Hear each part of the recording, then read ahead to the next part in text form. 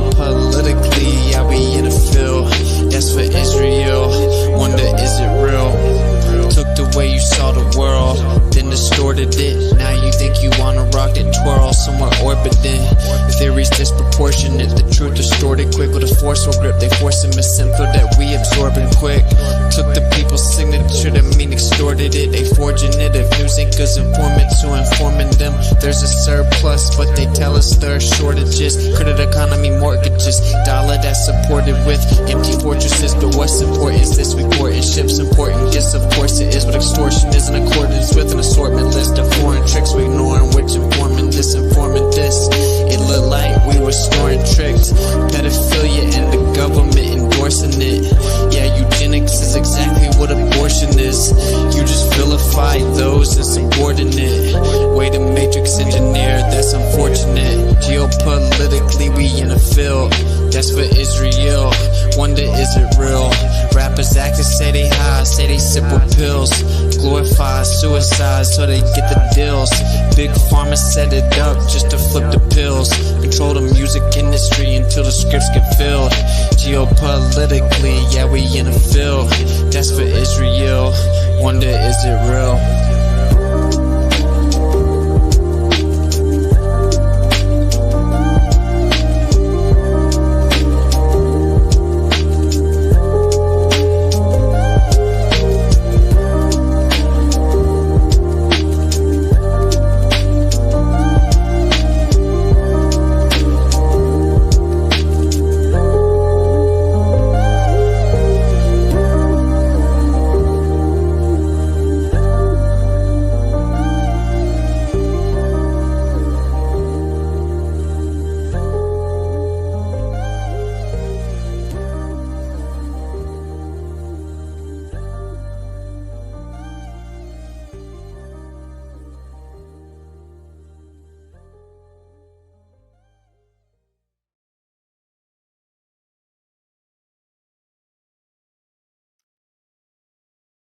In a world.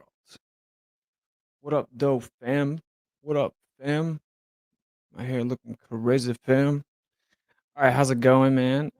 So you guys may know we have a debate. Karen B and I have a debate tonight at 9 p.m. Eastern on Modern Day Debate. I'll drop the link in the chat in a sec.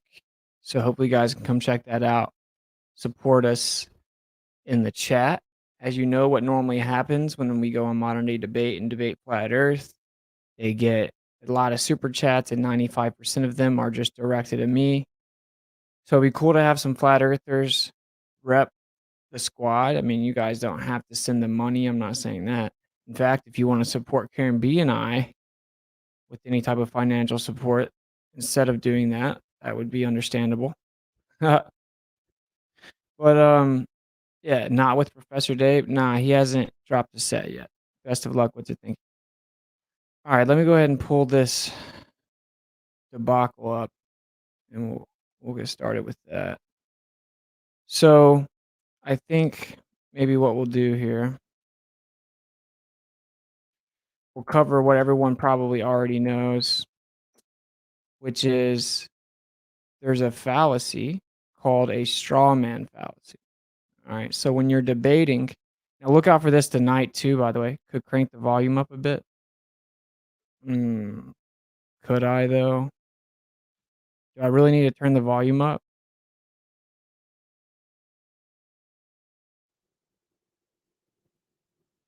I would think, oh, whoa, that was louder. Okay, well, we're definitely loud enough now. All right, so, oh my gosh. Super loud. I don't even know which one. Anyway, so yeah, if you've been following, I was telling you guys, I'm not really going to be going back and forth with this. I forgot the name of this show. It basically doesn't exist. I can't remember what it's called, but you know, trying to get me to consistently engage and blah blah blah. So I am going to keep that promise because I think it's time that we elevate. And as you guys know, I will be taking a trip Monday. I'll be gone for a couple days. When we come back towards the end of next week, we're going to have the new format for the show, and we're gonna release that, and it should be cool. Forget the super chats. YouTube takes 30%. They do that. You can support with $ once it gets it on Cash App or paypal.me/innerworld. All right, so anyway, whenever you're having a debate, and like I said, look out for this tonight because this is all Globers can do. Globers use a few fallacies. Now, if you don't know, of course, fallacies are when your argument is rendered inadequate because it is fallacious, it's improper, it is logically unfounded. It's called a logical fallacy. Pretty basic stuff here. So I would think, at least. So what Globers do, they use a lot of ad homs where they insult the person a lot. And to clarify, of course, an insult is not an ad hom by itself. It's when your argument is the ad hom, right? Is the insult. That's called an ad hom fallacy. They use those a lot. They use red herring fallacies, which is a deceptive way to make it look like your response is relevant to the subject, but it's not actually specifically responding to the argument. And it's with the intention to misdirect or divert away with a non sequitur. And then you have something called a strawman fallacy. And that is one of the most, if arguably not the most dishonest fallacies that exists. So a strawman fallacy is you misrepresented someone's argument to make it easier to attack. By exaggerating, misrepresenting, or just completely fabricating someone's argument, it's much easier to present your position as being reasonable. But this kind of dishonesty serves to undermine honest, rational debates. It's hands down the most dishonest thing that you can do. Now, there's a few things that cause this to happen. Sorry, there's something like in my throat.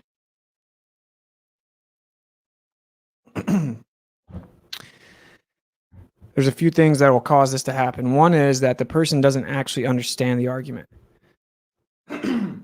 Sorry. Right, so they actually misunderstand it.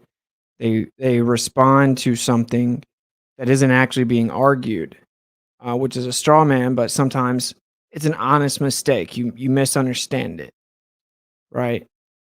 And then there's the intentional aspect of a straw man where you can't really debate what they're saying. You can't rebut the actual point, so you make up a different version of it so you can beat it up and pretend that you won. Hands down, the most dishonest debate tactic. Well, QE did a presentation today. We've all been waiting for it. Now, if you go back to my video 1 or 2, maybe 2 streams ago, I said QE's allegedly going to do a rebuttal in the form of presentation, but it will just be strawmans, of course, let's be honest. I said that a few days ago. Okay, so he did a presentation today to rebut what I say about the ether. Thank you for the $2, I don't know if it's dollars, super chat from English Dragon Organics, and then thank you for the $20 super chat, Julian Jeremiah. I really appreciate your work. I have a question about time zones that always gets thrown at me from Globers. When Globers bring up time zones, just ask them how is it that there's an area where there's an island and then another island 30 miles away, and then they have a 3-hour difference with sunset. Time zones are just a convention. They don't even actually work on the globe. Okay, so he did a presentation today, and now I've just listened to it in and off. Like, it was so bad. Now this is weeks in preparation, right? I mean, you're really gonna bring a home run, right? But they can't. And this goes to show you, this is basically inadvertently showing you the validity of the idea, because what's actually being argued can't be argued. Now let's cover one basic thing, right? For one, I invite critique of any of my claims, anything that I think I think that this is a crucial aspect to life. I think that debating is a crucial aspect to life because it's how you learn things. Sometimes you can't see the forest for the trees, right? Or you can't see the problems in your own logic or your own claim. So an outside perspective is very beneficial, right? And that they can see flaws in what you're saying that you missed. So it's a great thing to have your idea critiqued. Now, of course, I'm obviously more than willing to have that happen as I give my thoughts on a plethora of subjects on the internet for everyone to see. I say my real name, I show my real face, and I say what I think on the fly about everything. I'm very transparent. I traveled the United States and went into all kinds of different cities on a microphone saying what I think. I encourage critique. I've actually updated what I think, even about flat Earth specifically, in many ways. Let me give you an example. I used to say, which is something QE still says, like I said, they just want my name in their mouth. So this will probably be the last time I ever even address it. But this is their home run rebuttal to me talking about ether. I have obviously not formulated a response. I haven't had to do that. I am just ended. I'm going live, immediately going to respond to it effortlessly, expose it. And that should really be eye-opening to people that are honest. Anyone that isn't honest and wants to pretend that this doesn't expose them, I don't care. I encourage you to go over there and hang out. And I'm not even telling anyone not to. If you like to hear grown men ask other men how their balls taste and then scream over them and not let them talk, that's certainly your own prerogative. I know some people are pretty toxic people and they like that. They like that sort of thing. So what can you do? So anyway, let me give you a couple examples of how I've updated my position before, because I don't think I know everything about the ether. I don't think I have all the answers. I don't. I 100% do not. I'm positive. So one thing that QE used to say, and I used to say, or says still, but I used to say, is the idea of the Southern Star Trails. And this is a lot of the Globers' home run argument. If the Earth's flat, why do we have Southern Star Trails? Well, what flat earthers say, I'm really sorry about that. I don't know.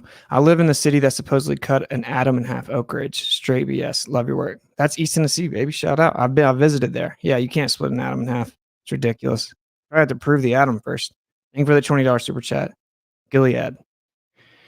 All right, so I used to say, well, it's just perspective.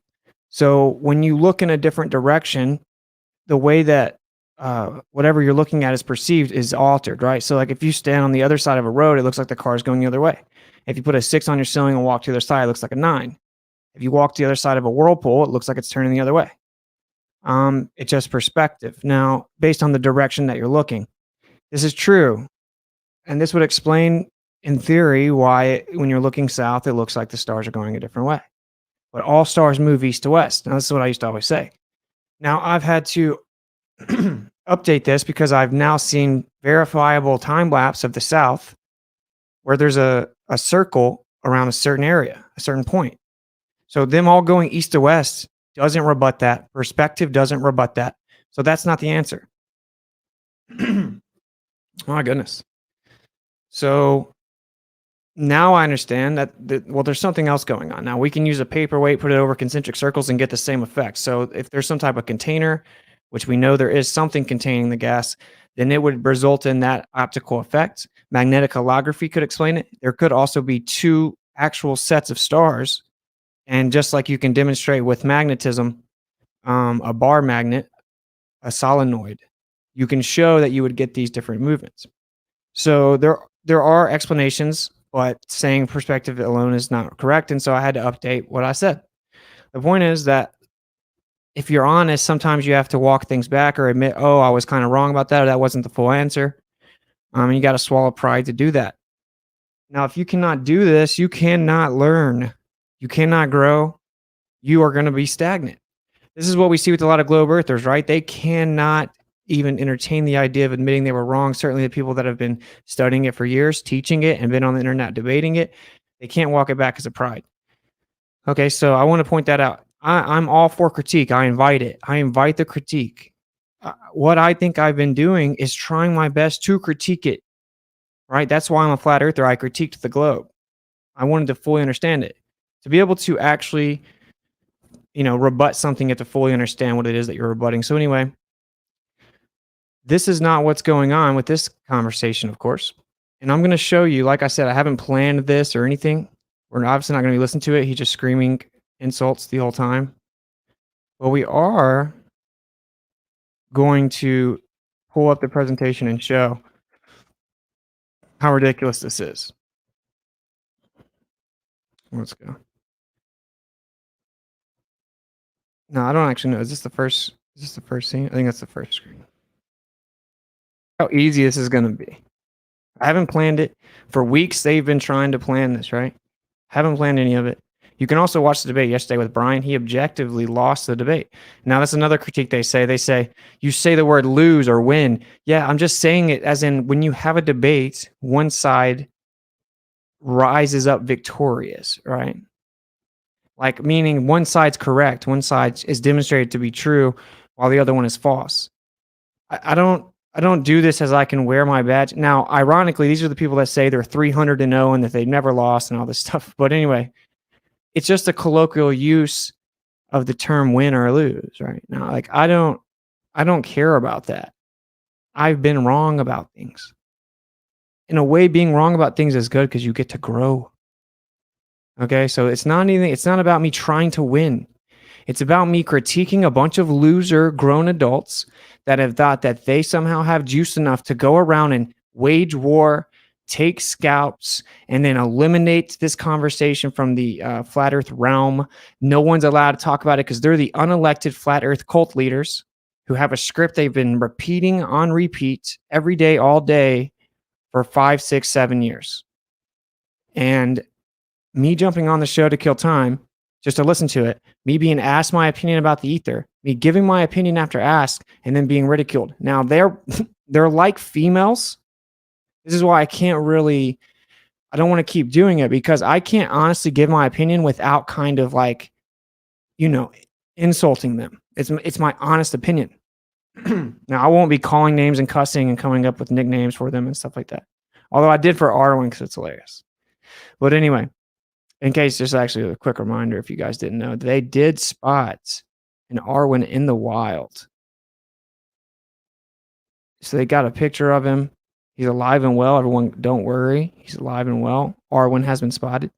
Every time I've ever heard him talk on the show, I think about that dude Gollum from Lord of the Rings, where he's like, oh, it's like, anyway. So I consider them to be like females. This is my honest opinion, bro. This is honestly how I feel. Now, I've kept this. I think they're gay. They're like lame because, they ask me my opinion. I say my opinion. They're now running around in their echo chamber, creating a narrative that we brought it to them and forced them to talk about it. And that we tried to make them accept the ether and force it on them. And they're just defending themselves. This dude asked my opinion when I was on mute on AirPods, driving to Best Buy, not trying to talk with no service. I gave my opinion. He wouldn't let me talk, insulted, berated me, strawman me, and then made YouTube shorts about me. And then they've been obsessively talking about it ever since, literally giving me nicknames like Shitsit, making all kinds of hit piece videos. I mean, just think, now they're the victims. It's just like a female. How a female picks a fight with you, but then she's the victim. It's crazy. But anyway, I want to get into the nonsense that is this alleged rebuttal. All right, let's see here.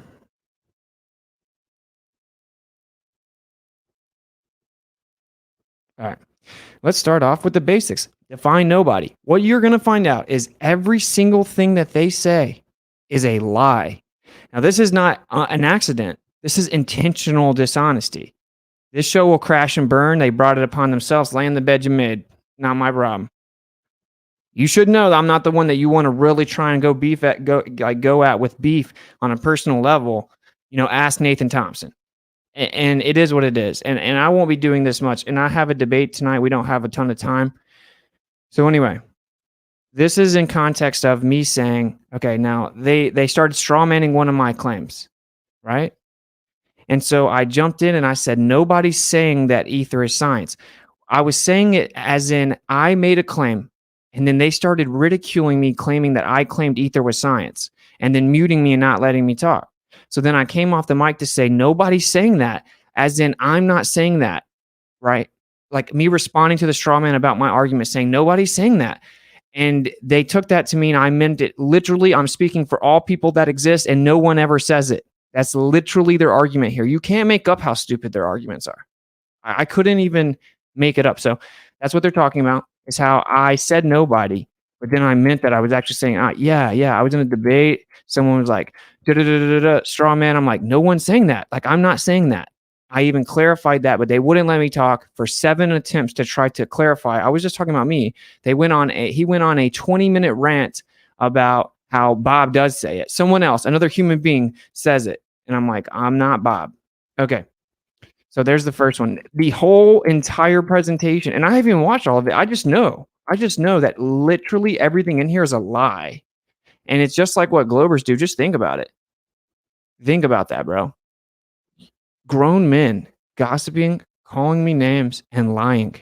But they still can't even answer any questions. All right, anyway, let's just keep getting into it. All right, I don't know how long this nonsense goes on. This will be kind of difficult for me to do because I don't actually know where the stuff is, of course. But okay, here we go.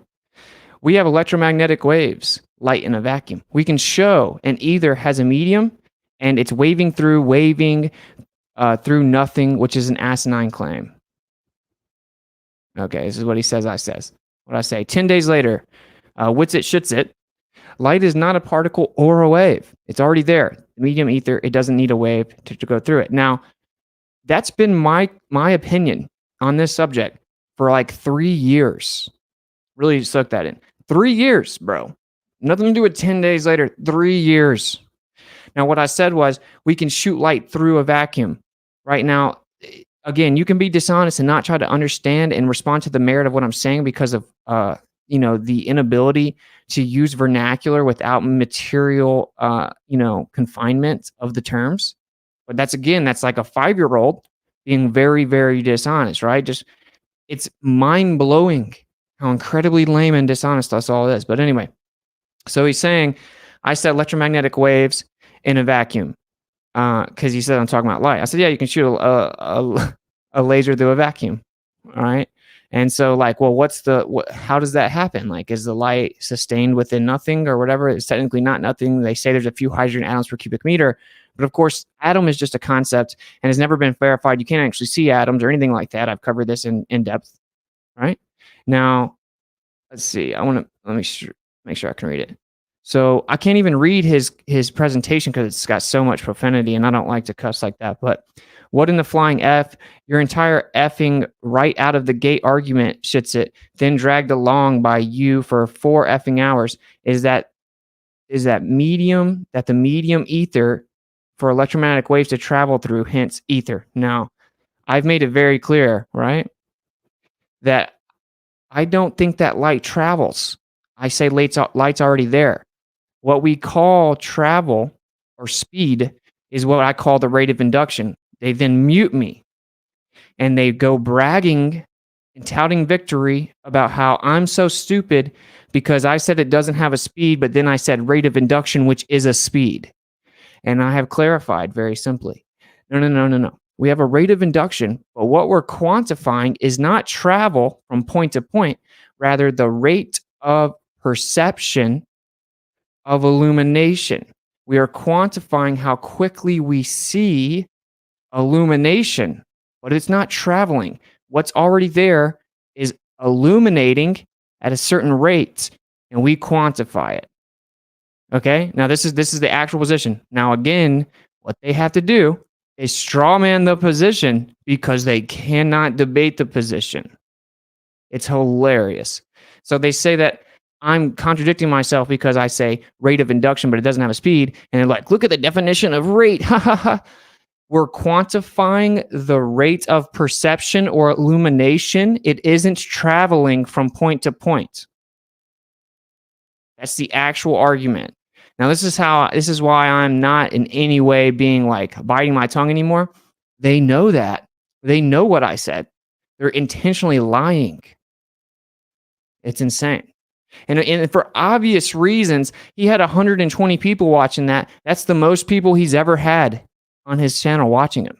So that's why they're doing this, obviously. Anyway. Okay, so he's saying that I'm contradicting myself. I'm not. I said light's not a wave nor a particle, right? And all I was using the word colloquially to understand it. Again, waves aren't things in and of themselves. They're just a type of movement. Like if you have a wave of water, there's not something literally moving through the water. It's just the water moving. Like it's already there. The water, this side of the lake doesn't travel to this side of the lake. It's already there. If I asked you how long did it take the lake to get to the other side, you'd be like, that's an insane question. It was already there. What we call wave, right, is just it's a mathematical description that we use to try to describe the movement. And when I say movement, that doesn't mean it's going from point A to point B. Just like if I had a thing of Jell-O and I shook it, if I had a pool and I started an earthquake happened, the water didn't travel anywhere. It's just moving. It doesn't mean it's traveling. And we quantify that movement with a convention called wave function. We call it a wave, but waves aren't things or what something does. Meaning if something is waving, then it has to be a medium. There has to be something that is waving. Waves aren't independent things. It's hilarious, bro. They can't. All this has done is strengthen my opinion that I'm right about the ether, by the way. Because it's just like with the globe. I say this all the time. Like if I ever was like considering going back to the globe or something, and then I went and talked to globe earthers, they would make me flat earthers again. They would ensure I stayed a flat earth. Now, this is clearly hypothetical. We've proven that the earth's not what they said it is. But like the way that they can't respond to what I actually say, and they have to do all kinds of sophistry tactics and strawmans and red herrings and ad homs, that goes to show you, well, there's no sound. Yeah, I'm not playing the sound. You guys want to hear the sound? Damn, you guys want to hear the sound? Okay, tell me if you can hear it. I'm not listening. This is 4 hours long. I'm not listening to this. It's just a bunch of cussing and insults. I mean, I'm reading what it is. You guys can go watch it for yourself. Oh, by the way, Tell me if you guys can hear it. I didn't come up with this name. The originator is Neil. Can you guys hear it? The originator is Neil. Like, I don't want to get into the super toxic pettiness, so I'm not doing it. I'm not listening to him. I'm sorry. You can go listen to it if you want to. Like I said, this will be the most views he ever has on a video. He's a loser. Oh, by the way, we're 28 minutes in. Let me go ahead and just blow the lid off of this. I have messages from QE. QE and I got in a debate about light one time. This disagreement's been going on for 3 years. He used to be in 24/7 Discord. Everyone listen to this, please. I have messages from QE after I debated him on light. He got super mad, screaming, cussing, and left the Discord. Like 12 in the morning, 12:30 in the morning, right? He left the Discord because I'm telling him, no, light's already there, blah, blah, blah, blah. And then he ends up getting in my messages saying, you know what? I think you were right. It looks like light might be instant. QE messaging me said that after he disagreed with me in a debate. Okay. Secondly, let me mod my boy Gleam here. You know, I might pull you on, bro. I don't know how much time I have. We should definitely do a show at some point, though. My boy Gleam's got lots of info. So, he also messaged me saying, by the way, I've never been a density only guy. There's something that creates the up and down. And then he sent me the citation about electrostatics. You know? So just take this in. Take it in. See, I don't lie. That's the benefit of not lying. I don't have to worry about this. Unbeknownst to me, I can't. hours before. I'm not listening to it. So yeah, they came up with an insult name. Therefore, electrons exist. All right. So there's the first straw man. As he went on, so I got to give credit. So he's saying that I contradict myself here when I clearly do not. He's just intentionally misrepresenting what I'm saying, and you know, I mean, what else can you do when you can't debate the actual point? So let's move on. You are one dizzy, double-speaking dipshit. This is the dumbest F-wit, jackass, faceplant performance I've ever witnessed. So this is their home run. Oh, they're straw manning what I actually say. Wave is just a description of a type of movement we use to try to quantify the movement. That's it. But not movement from point A to point B. It's what's already there. I don't want to get too reiterative. The point is, this is a straw man. So, okay, so you've done nothing yet. You've definitely done nothing to debate me yet. So let's see. We're going to get to something, right? Because this ends me for good, and I'll never ever talk about it again, allegedly. So there's got to be something good here. And they just rant and chant about how this destroys me. Oh, okay. My cat's litter box is smarter than you. Sits at 60. These are called ad homs, by the way, because like this is somehow this isn't an argument. Okay. Here we go. The actual argument that seems to be avoided, yeah, right, is atomism is a model. So you got photons and electrons. This is a philosophical model that's not actually scientifically proven. The main critique of ether is it's not science. Okay. Now, again, I described atomism is a philosophy. Atomism as an overarching idea is that everything is comprised of indivisible, discrete particles. That's a philosophy. So when you go into these observations, you're like, I need to count it, and I have to assume it's all particles so I can count it. If there's not actually a physical particle there, if there's not actually matter or physical particle there, but you just assume it, that's a philosophy. That's right. Okay. So what his argument here is that I've falsely juxtaposed philosophy and science, right? No, I'm not. This is another straw man. Really think about this. He says my argument is that if something isn't science, then it's philosophy. Now, I never said that, of course. Again, that is a straw man fallacy. I've never would say such a thing. I said that atomism is a philosophy. It isn't science, but it's oftentimes misinterpreted to be science when in fact it's a conceptual model, a philosophical look on the world, which is stemmed from materialism, which tracks back to Democritus of the 5th century BC, which is that everything is comprised of, minute particles and that all existence comes from matter. Okay? Now, he's saying that I'm claiming that if something isn't science, it's automatically philosophy. I never said such a thing. That's second straw man. How many arguments have they made so far? 2. How many straw mans have they made so far? 2. Okay, let's keep up with it. Come on, man. Okay, photons and electrons are not atoms. Shaking my head. Did I ever say they were? Photons and electrons are built upon the atomic model, though. That's the subatomic scale. Subatomic. So yeah, you must have your model, your philosophy, your conceptual convention called atoms, atomic theory, to then go to the subatomic scale and describe what happens within an atom. So I never said that atoms are electrons or photons. Straw man number 3. 3 arguments they've made, 3 straw mans. Oh, they're destroying me. I'll never recover.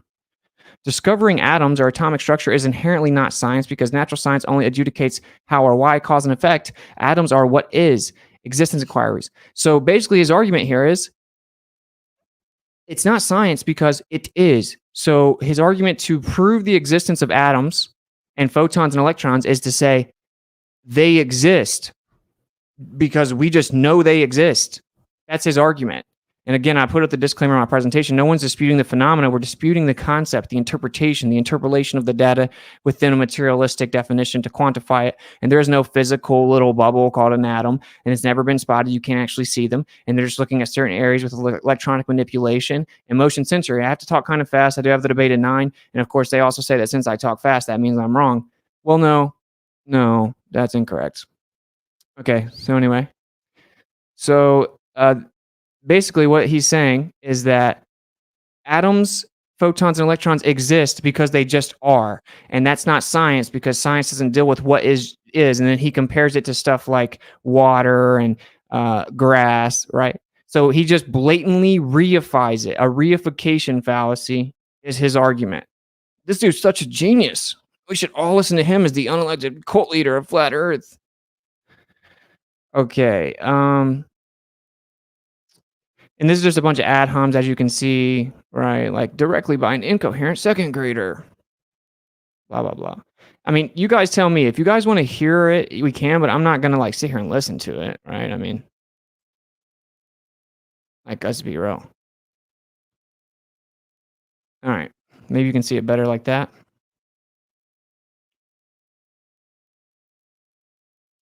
All right. The main critique of ether is that it cannot be shown or demonstrated to exist. Duh. Yeah, this is why I bring up the analogies. You're opening my eyes. Thanks, what's it? No problem. Thank you for the super chat. English Dragon Organics again. So, of course, I make the point that, well, the reason that I bring up, we'll get to it because that's another one of the straw mans. Let's just keep over the straw mans. I got to get through this. This is what they want, of course. Just tell me, can you guys hear it? Not science, because natural science only adjudicates natural. Is that it? I don't want to hear it. I'll be honest. No? Okay, good. All right. Yeah, so you'd fail 5th grade science. That's his argument. An atom. Okay.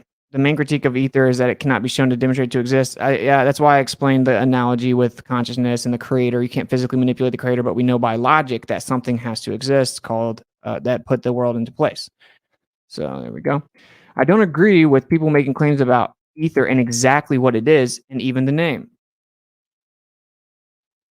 So then he says, if you can't define what something actually is, even the name, for goodness sakes, then how in the great googly moogly can you even prove its existence? Now, again, what I'm actually saying, because this is another straw man, right? What I actually say in the context is, I can understand. I'm trying to bridge the gap and be nice and be intellectually honest. I'm like, I can understand your guys' critique from a certain angle, meaning some people run around and they make claims about the ether as if definitive fact. They say that they know everything about it. They start listing off all the characteristics. And they know exactly how it works. And then they act like they know it as definitive fact when the truth is we cannot know all these things.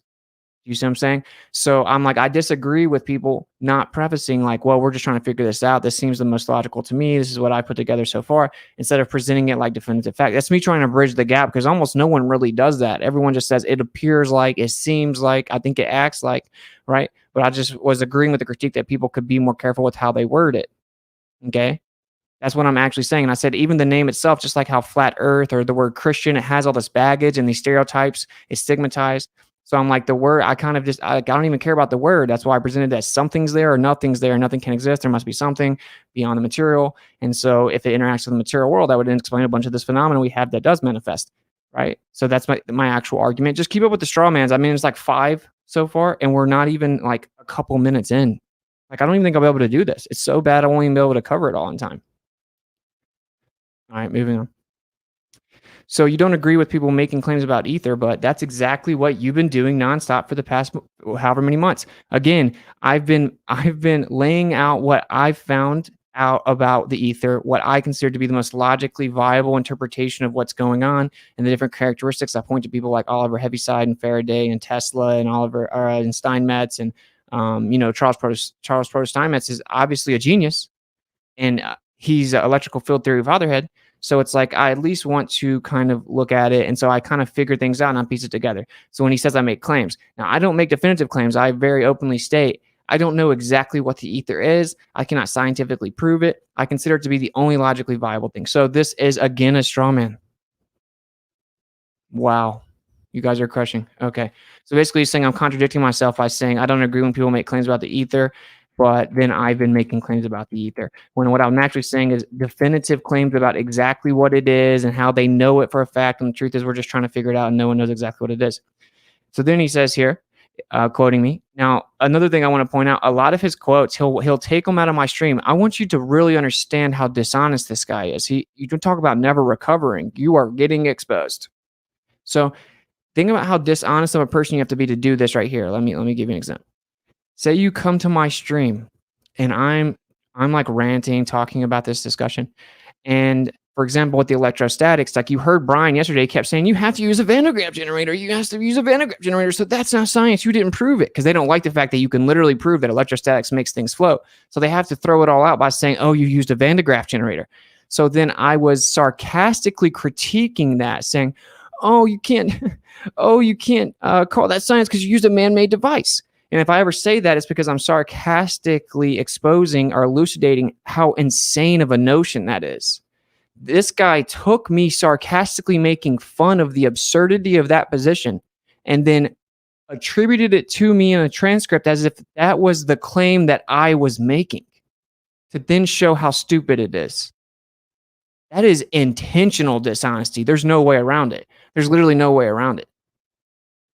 Oh man, that sucks.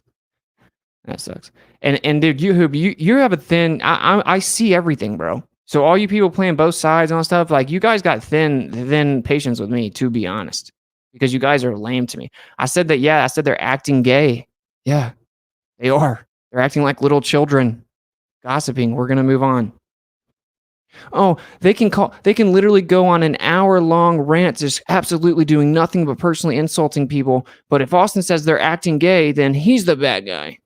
Okay, so if you have something propagating, something has to sustain the propagation. This is where he then goes and says, in physics, wave propagation is a term used to describe the way waves travel or move. Without wave propagation, phenomena like sound and light are not possible. So propagation equals travel. Okay, now I've explained that I use the word colloquial so people understand it. Okay, and I always give this disclaimer, this caveat. I'm like, well, propagate, but not in the literal application of the term, because nothing's traveling from point A to point B. I say that all the time. I say when we use the word propagation, not like literally moving from point A to point B, though, right? It's just a movement, but we quantify it in terms of propagation because we see it illuminate at a certain rate. And so we're just merely quantifying the rate of perception of illumination. Strawman number 8, or whatever you guys keep up, that's a strawman. I specifically say when I use the word propagation, I don't mean it in the sense that people define it as moving through something from point A to point B, because what we're perceiving is a different version of, or modality of, an excited version of, an excited mode of the background medium that's already there. So that's another strawman. Isn't it crazy? Isn't that interesting how they have to keep strawmanning me? I wonder why. So he's saying I'm contradicting myself, or that I'm claiming that it travels here, when my entire argument is that light doesn't travel. So what's up with that? I wonder why you got a straw man. Again, the reason you have to do this was that you can't respond to what I'm actually saying. Okay? That's what globers do. So if you have a vacuum chamber and you have all kinds of electromagnetic fluctuation that you can measure and detect within that, then what is the energy traveling through? Now, I may have said this in the first conversation with Oakley, and I'm taking back the idea that I ever claimed it travels through. What I mean is, like, what's it happening within? Because electromagnetic fluctuations, they don't travel, you just spot them there, right? And so, but to be fair, whenever you're trying to talk to Oakley, you can't talk. He mutes you and Fundy mutes you and screams over you and strawmans you over and over, to where you just have to try to say something super fast. You know what I'm saying? You got to be like, so like if I said the word travel, whatever, now the point is that in honest intellectual exchange, you try to debate the person on what their actual argument is, the actual merit of their argument. You don't try to say, oh, I think he misspoke here, I'm going to use this against him. Well, that's what they did. Now, I don't remember if I said the word like energy traveling through, but I may have. I just remember this was the first conversation and it was hectic. I was in my AirPods and I may have said that just to make a point, which is like, well, what is the energy within? Like, what's sustaining the energy if there's like no air there, if there's basically no air there, right? So that's the actual argument. So anyway, then he said, if you have electromagnetic wave, what does it propagate through? Now, once again, he's saying that I'm saying travel. He says, so what does the electromagnetic waves propagate through? So Michelson-Morley, for example, we had lights go in different locations. Retort, stop. What was the phenomena studied in this highly scientific parlor trick? The difference in the travel of light. So according to Whitsitt, we have electromagnetic waves, light traveling. Then he confirms, I can shoot a laser through a vacuum chamber and it gets the other side. So again, this is another straw man, because I've explained very, very simply that when we use the word propagate, frequency, oscillation, like we don't mean something's traveling from point A to point B, right? It's just like the movement of what's already there. There's like what we're seeing is already there. It's not physically traveling. It's not like the light that we see isn't already there. It just becomes perceivable, right? So that's what I'm saying. So whenever you have to strawman the argument blatantly and say, I'm claiming that it travels, my actual argument is that it doesn't travel. And they're like, oh, he used the word propagate. And if I throw out his whole preface and context where he says he doesn't mean it in the literal application, he just means that it's moving, right? Then I can somehow win the debate. I somehow win because I can strawman what he's actually saying. So then I say I can shoot a laser through a vacuum. Oh, I use the word through. Oh, I use the word through, right? Because I'm just colloquially explaining the phenomenon, right? Their basically argument is that I can't speak. Like if they just don't speak about it. That they're trying to make it to where you can't even present the argument because of semantical diversions.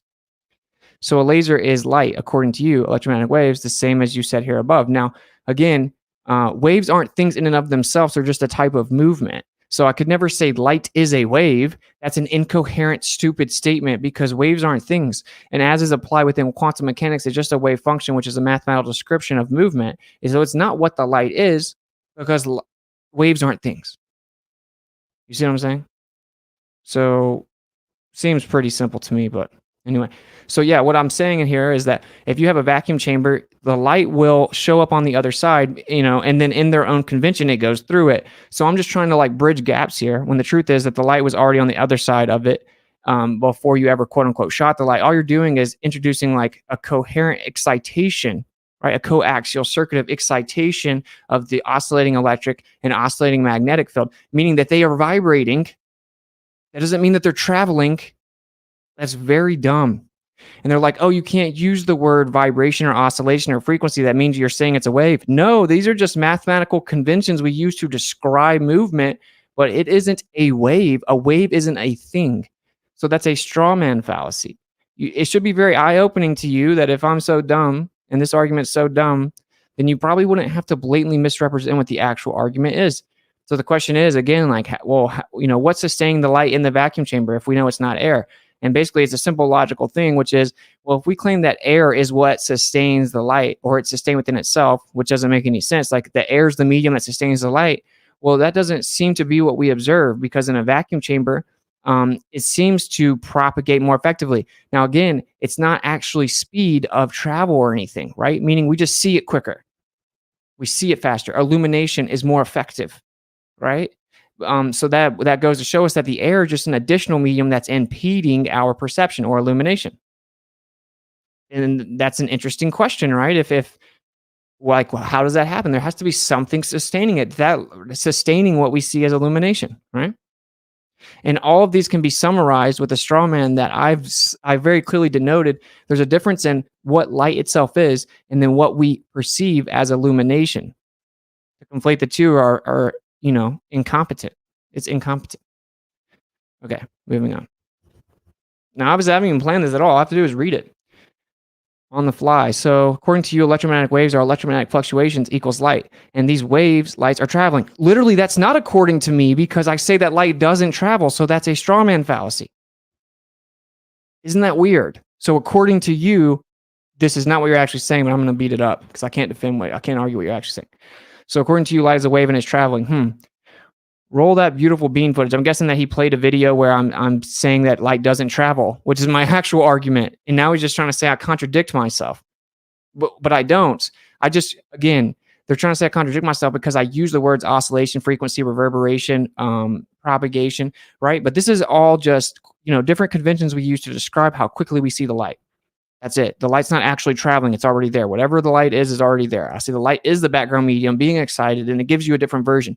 Then that energy that is exciting that background that we perceive is being induced back into it at a certain rate, which is a certain rate in which we perceive the illumination.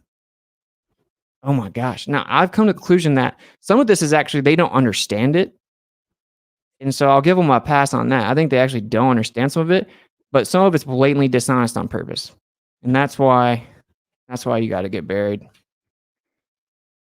let's see. Yeah, same thing. Wow. So he just goes on his chanting about how if what the straw man is actually my position, then it's wrong. Well, that's cool because that's not my position. You can do this with anyone. You could just straw man their position and not say what they actually say and then pretend that you're beating it up. It's called beating up a straw man. Like, who cares? Okay, so the main premise of your fairy tale ether argument, what is the electromagnetic wave propagating through, used ᴏᴏᴜᴛᴇ for the final mystery, the difference in the travel of light, which is debunked by you 10 days later saying, there's not a journey because there's nothing traveling. Pray tell, how can you state the entire premise of your argument, the difference of the travel of light, and then say there's not a journey because there's nothing traveling? Here's how you do it, because I don't claim that light's ever traveling. That's not the claim. Is in the ᴏᴏᴜᴛᴇ we use interferometry. We have a convention we use to describe the light, right? Meaning how quickly it illuminates. right? And then we use the efficacy of illumination, right, with cross patterns so we can get precise measurements of things. So the light illuminated slower in one direction than the other, as if there was some type of drag or impedance within something called a background medium that was affecting it. But it wasn't affecting it the way it should if the Earth was orbiting around the sun. So the interferometry shows a difference, a phase shift of illumination. So there you go. Not very difficult, huh? Now you'll never hear an actual response to my actual argument. They've decided this was their home run. It's dead. It's impossible to be rebutted, and it's over. Which goes to show you they just can't actually debate the real position.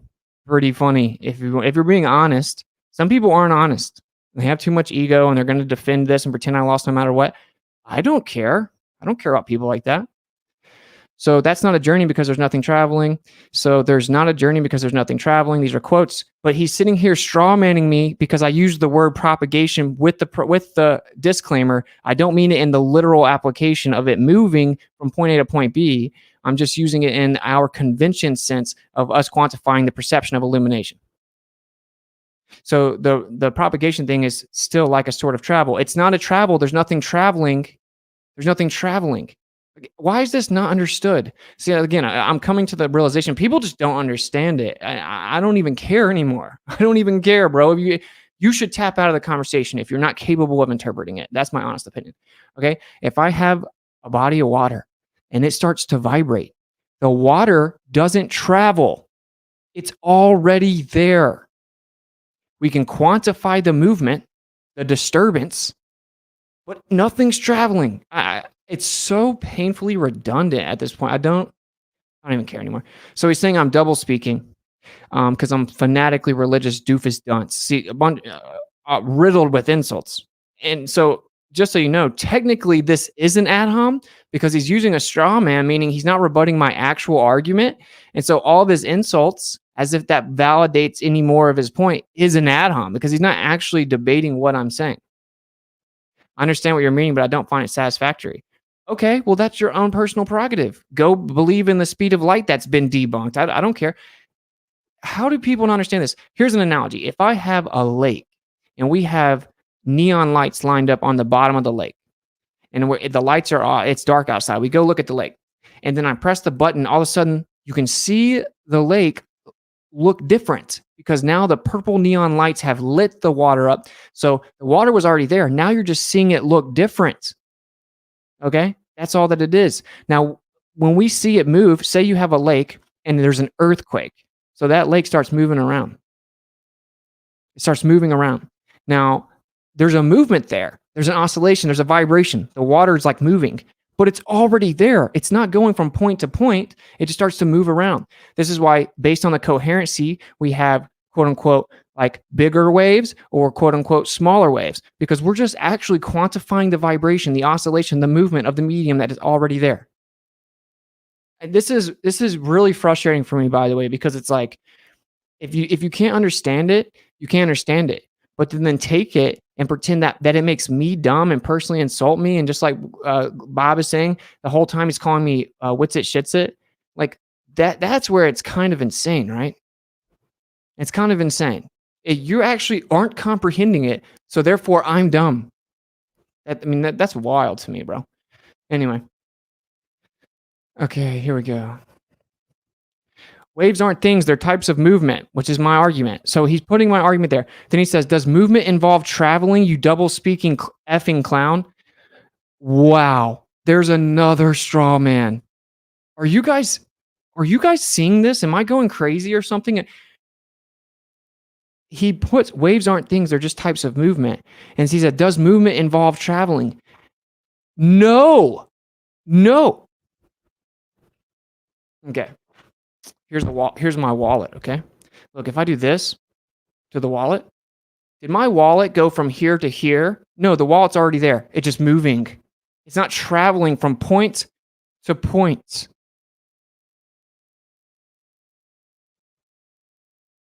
To be honest, I don't even know how else to say it. I don't know what else to do for you guys. Some people maybe aren't equipped for the conversation. That's me being honest.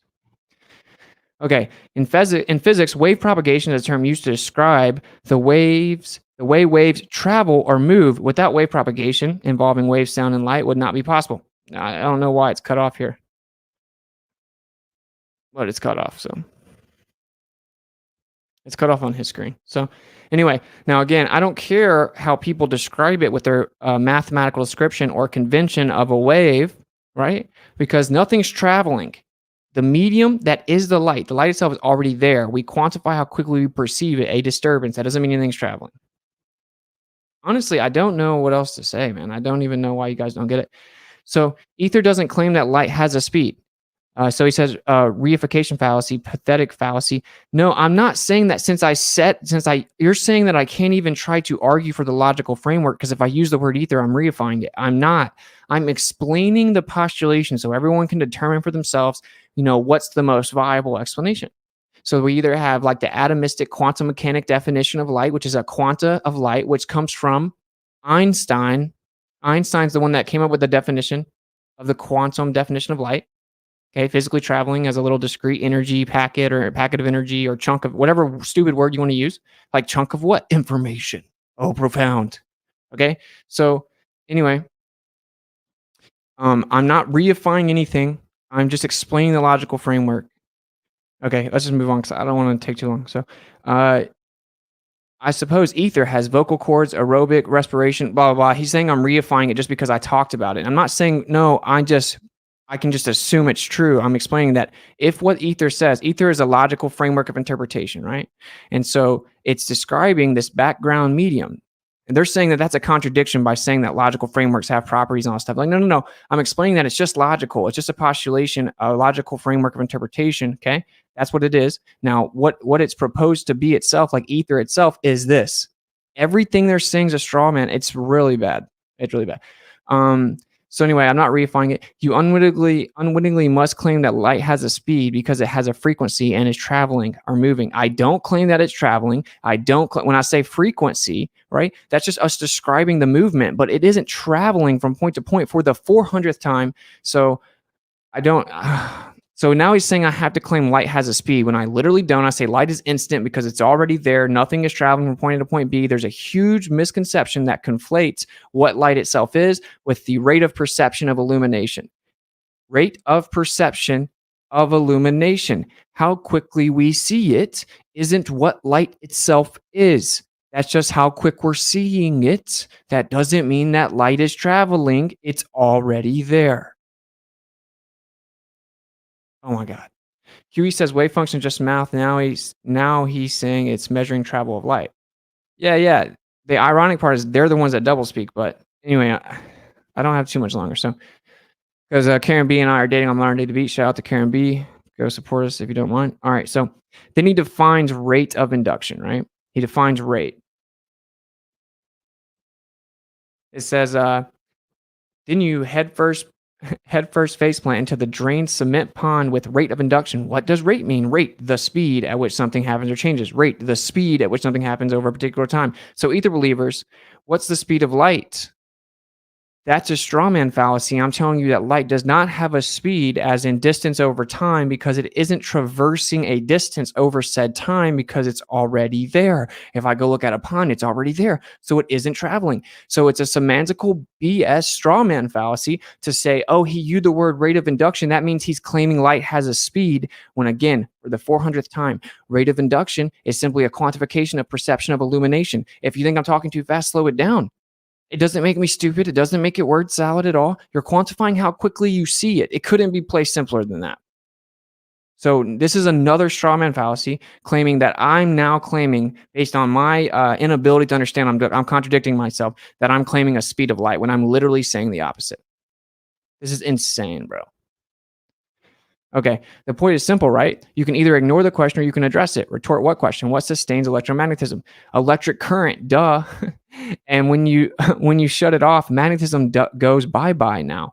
Electricity-induced magnetism is called electromagnetism. The key difference between the two is that magnetism refers to the phenomena associated with magnetic fields or magnetic forces, whereas the term electromagnetism is a term of magnetism produced by electric current and is associated with both magnetic fields and electric fields. The ability of certain objects to attract, I don't know what it says, it's called magnetism, whereas electromagnetism is a phenomena concerned with electromagnetic forces. Now, this is a great point to really point out here. So his argument is that I'm a numpty and I don't know the difference in magnetism and electromagnetism, but he does, because he's critiquing my lack of understanding of it, right? So since he's telling me that I don't properly understand it, he must obviously fully understand what it is, right? To know that I'm doing it wrong. If you ask him to define magnetism, he can't do it. He'll start screaming and say that we're not talking about magnetism, we're talking about the ether. Well, here you are talking about magnetism, proving and elucidating my point, which is it is intrinsically tied within the conversation because it's a framework of interpretation to try to understand the phenomena, one of them being magnetism, electrostatics, magnetism, electromagnetism, and light, and figure out the relationship between all of them. So how are you going to tell me what magnetism is if you can't define it? I told him this in private chat too, by the way, which is why I know he is just dishonest as a person. I told him this in the Skype, and he asked me what's the difference in magnetism and electromagnetism. And I said, well, that's a little bit of a more nuanced question than you may think. I disagree with the mainstream definition of those things because they're actually pretty much undefined. So the point is that we have dielectric, the electrostatic, but dielectric, and then we have magnetic, right? And then these two things together gives you electricity.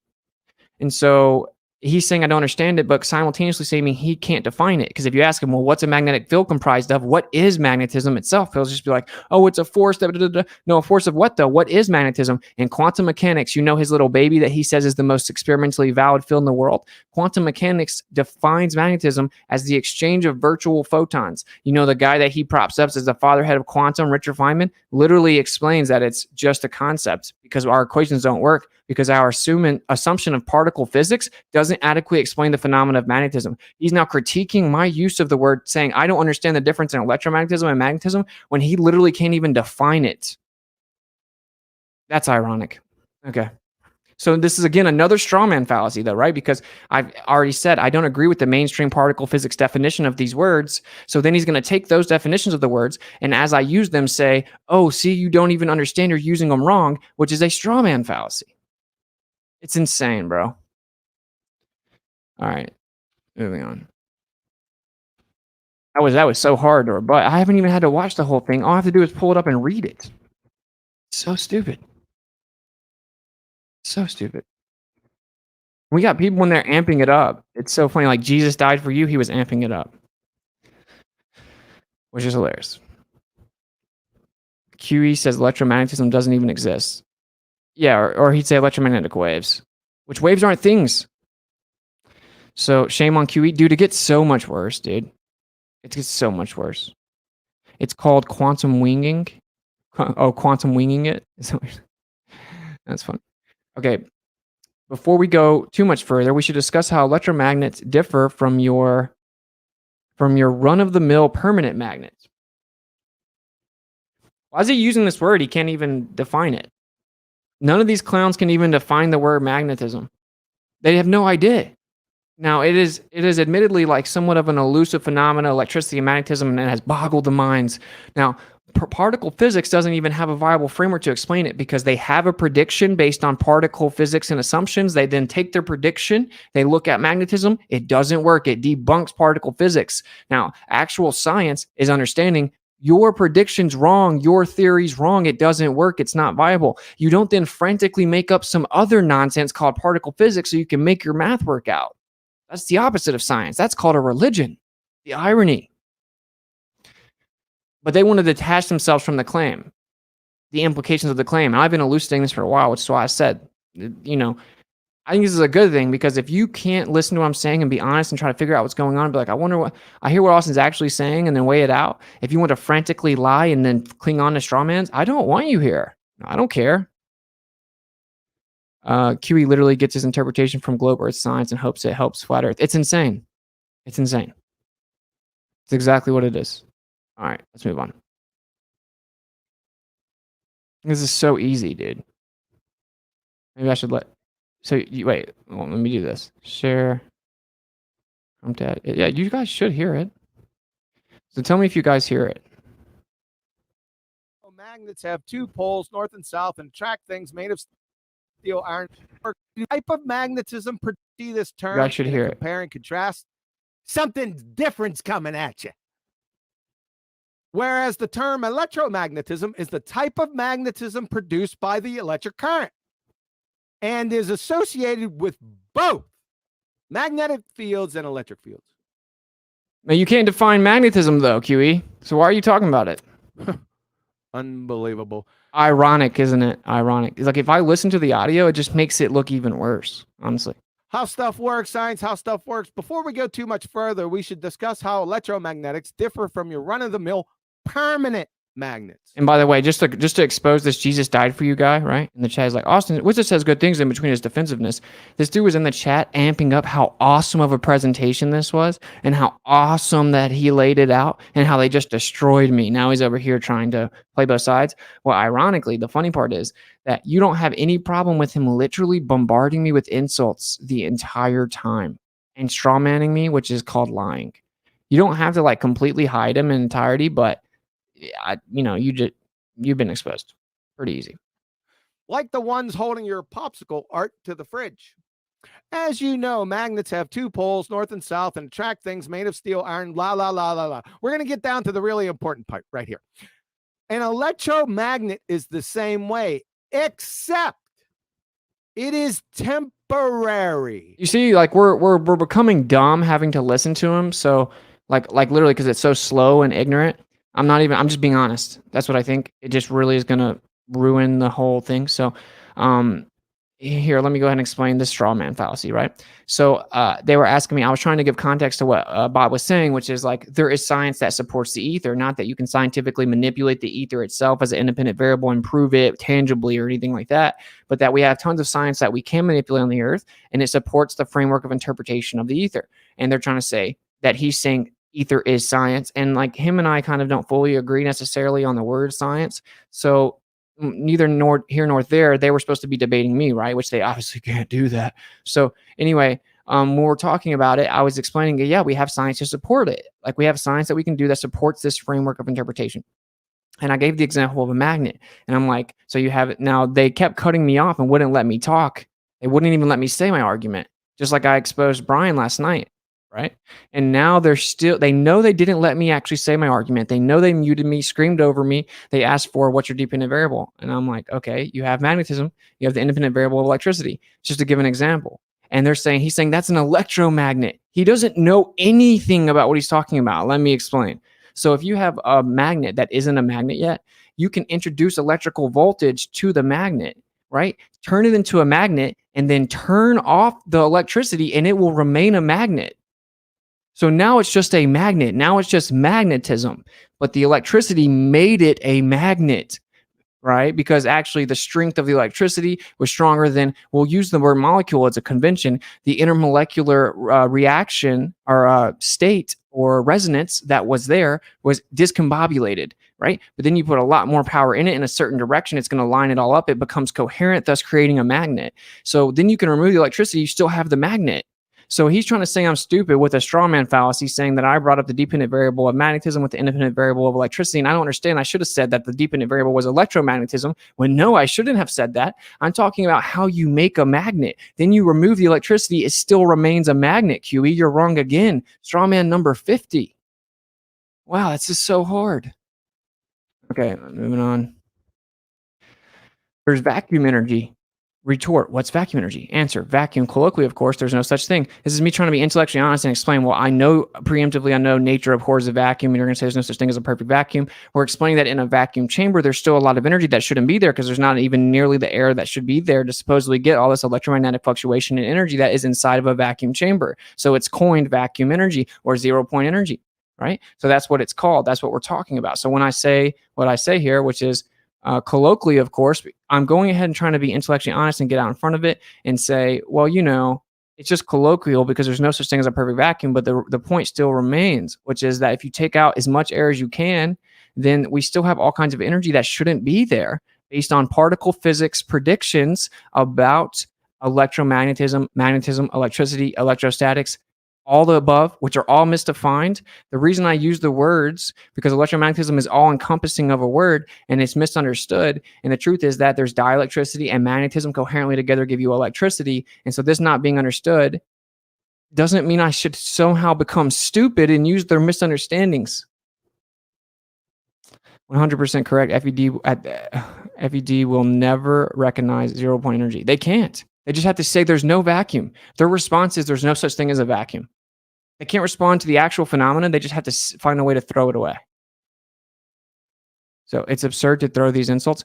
Why didn't you say that to him when he insulted me for an hour and a half? Unless you're talking about him. I don't know. That seems wild to me. But anyway, like I said, this is good as exposing people. Unless you were talking about him. There's no such thing as a vacuum in nature, colloquially or otherwise. Shaking my head. Therefore, you just said no such thing. Energy. No. In a vacuum chamber, we have too much energy based on the particle physics prediction. That's the actual claim. But you can't. You had to strawman me again. You were on the presentation today, though. You know what I'm saying? You were seemingly fine with him insulting me the entire time. So yeah, that's what I'm talking about. So anyway, and I don't care, dude. I don't want people here that are like liars. And I'm not saying you are, but you're gonna have to clarify yourself. I just don't even care because we don't have much more time. So and maybe I'll have to like continue to explain this one other time just because we don't have time, and then it's just going to be over with. But anyway, so this is a straw man argument where I'm saying no such thing energy. No, I'm explaining that a vacuum chamber, the particle physics prediction doesn't match what's actually observed. And so that's interesting. Seemingly there's something else there sustaining the energy. But to actually respond to the argument would mean that they wouldn't know what to say, so they have to, again, straw man me. So we'll move on. Whenever double-speaking dipshit is getting ready to change the meaning of words, it'll always be prefaced by colloquially. See what I'm saying? It's like, change the meaning of words? No, I'm explaining a vacuum chamber, bro. It's so sad.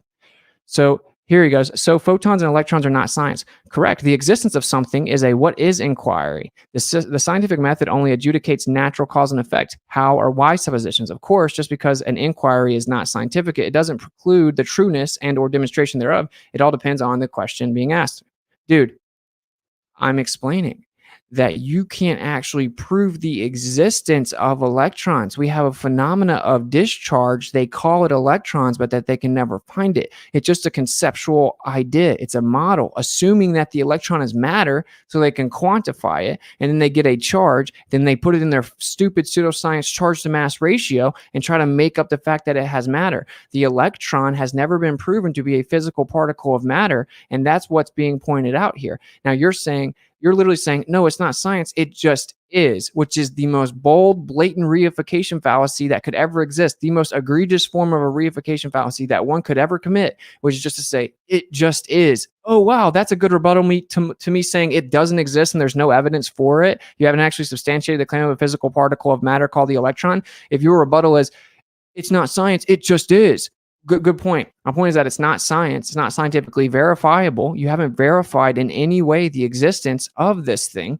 So you're saying, well, it's not a science question. Well, you can manipulate the actual physical particle of matter itself, verifying that it's actually material with some type of demonstration or experiment, but you can't do that because it's just a concept, a convention to use to quantify things. I have to kind of talk fast. That doesn't mean that I'm lying. That doesn't mean that I'm wrong. And it doesn't mean that it's word salad. What can I say? So yeah, exactly, Brian. I could say ether just is. It's the same thing. Well, no, we see electrons. You don't see electrons. Oh, we can manipulate them. Well, if ethers exist, then you're manipulating it.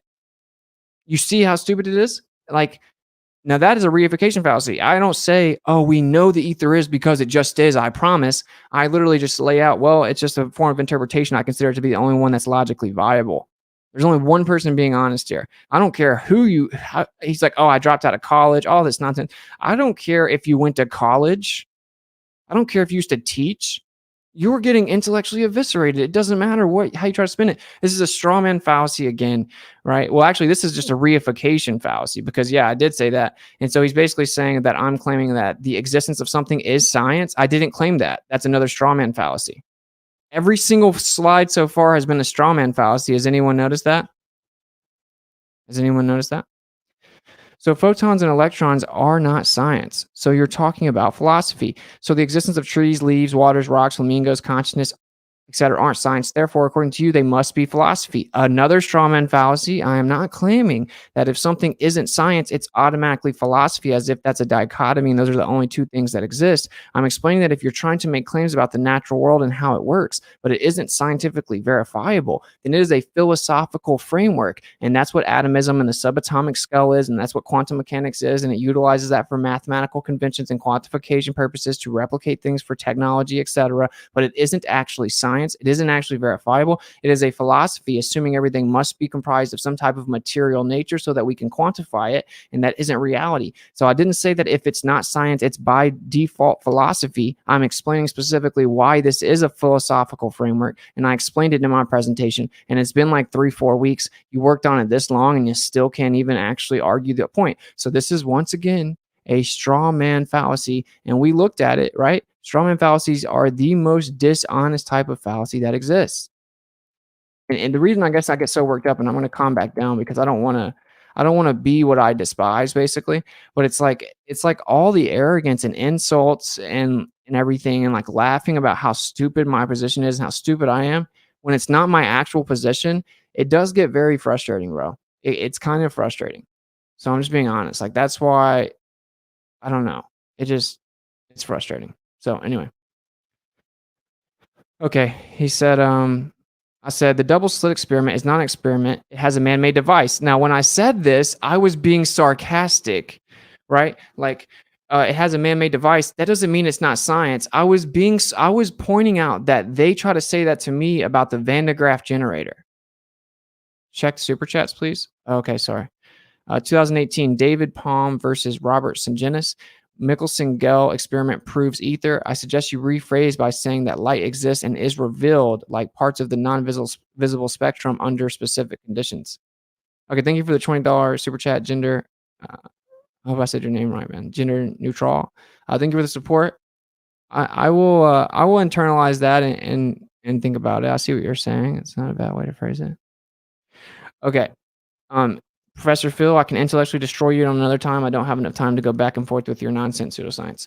So when I was actually, think about how dishonest this is, bro. So when I was talking about this, like, just like when I was talking to Brian, I was bringing up how we can manipulate electrostatics and then we can show. He's like, you have to use a Van de Graaff generator to do that. I'm like, okay, right?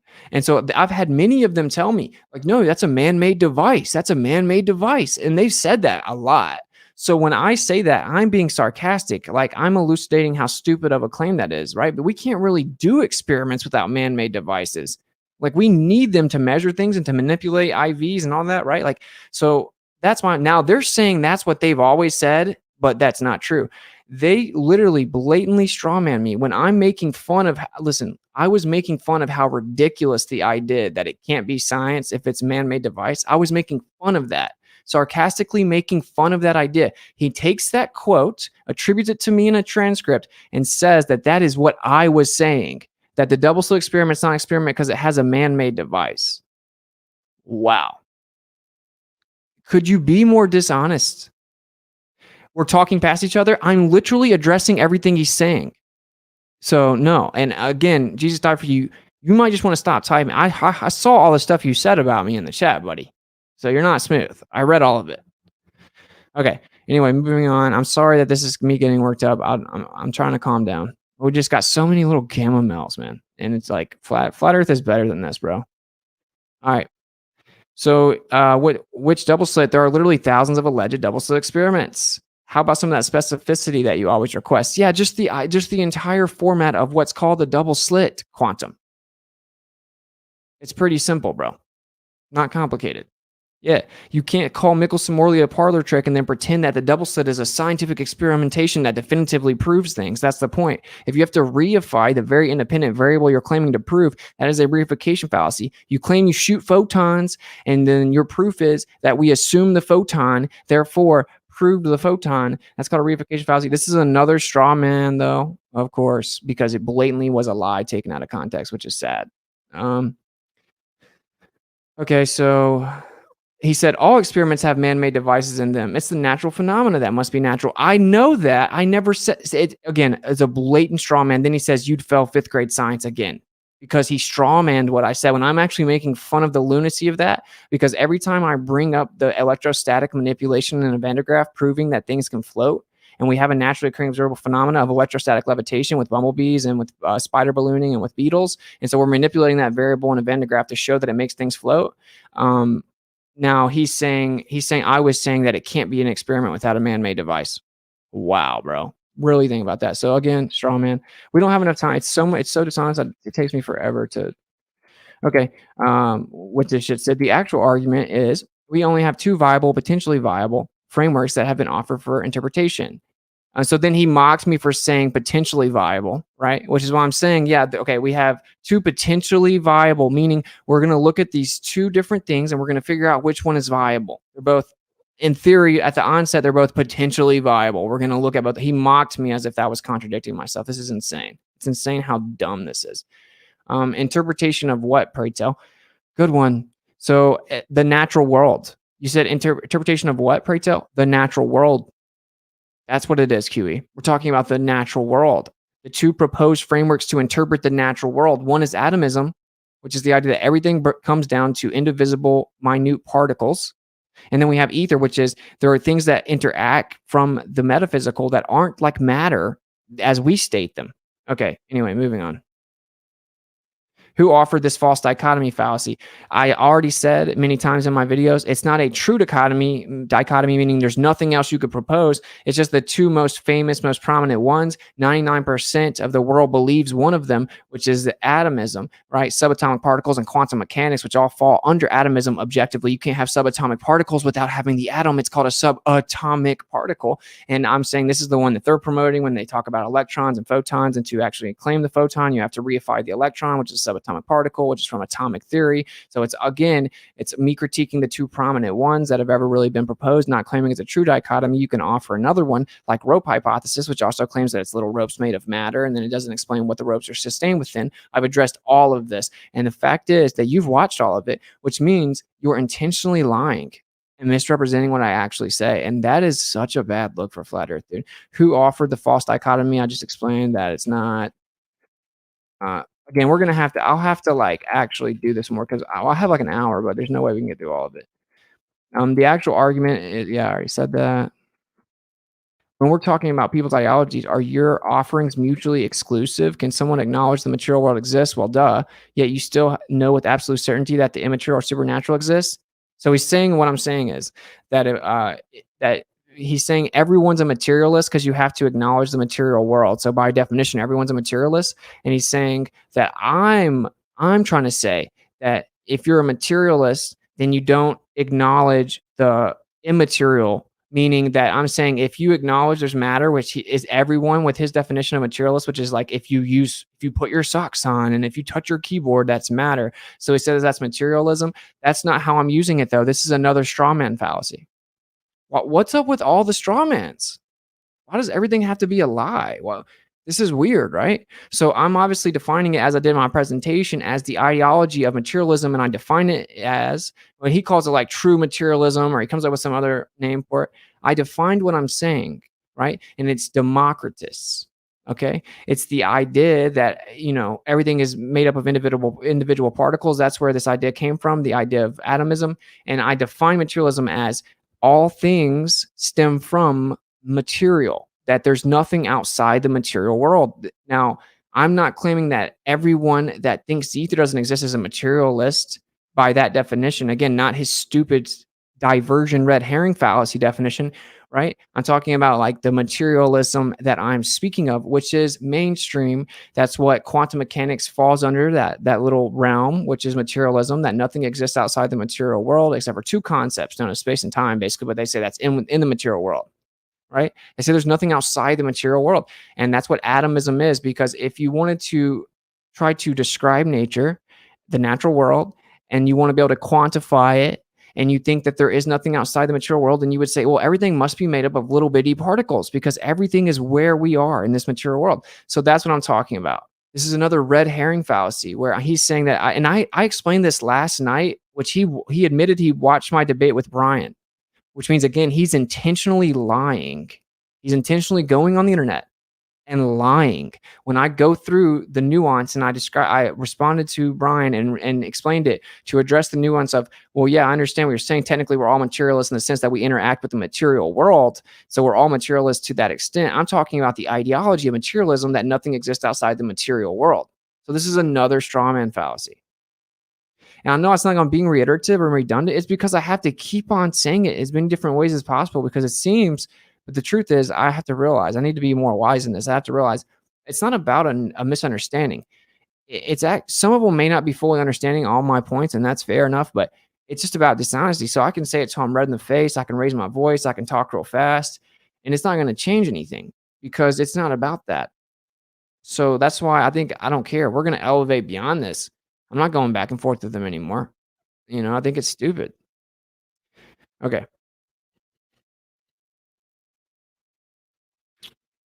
We explained how I didn't actually say that, so that's another straw man. Here he goes, like beating up the straw man with the nitwit idiot, right? Just more insults. So for one, if we just go up to here, right here, he's called me an idiot and said I'm stupid, like probably 70 times with like 70 different insults, right? And every single thing he said was a straw man. So as of now, he's actually not supported his claim I'm stupid at all. This seems weird and awkward.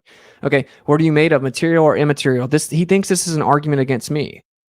What did you sleep on last night? Material or immaterial? What did you put on clothes when you rolled out of bed? Material or immaterial? When you use the bathroom, blah, blah, blah. You see how stupid it is. If you answered material to any question above, I hope all of them, then you are ipso facto a materialist in accordance with your, I guess, a cuss word, dichotomy fallacy. So the feeble dumb F painting of the evil FED panel members as materialists in your false dichotomy ether fallacy is a non sequitur category error, right? Now, again, I even tried to bridge the gap last night with Brian. I said, I know you guys aren't literally materialists, right? Because you really can't be a flat earther and be a materialist because, well, geocentric stationary earth obviously had to be designed. So I don't think that you guys are necessarily, I'm not saying you're materialist. I'm saying that defending this position stems from materialism, because nothing can exist outside of the material world. So quantum mechanics tries to explain it all within that.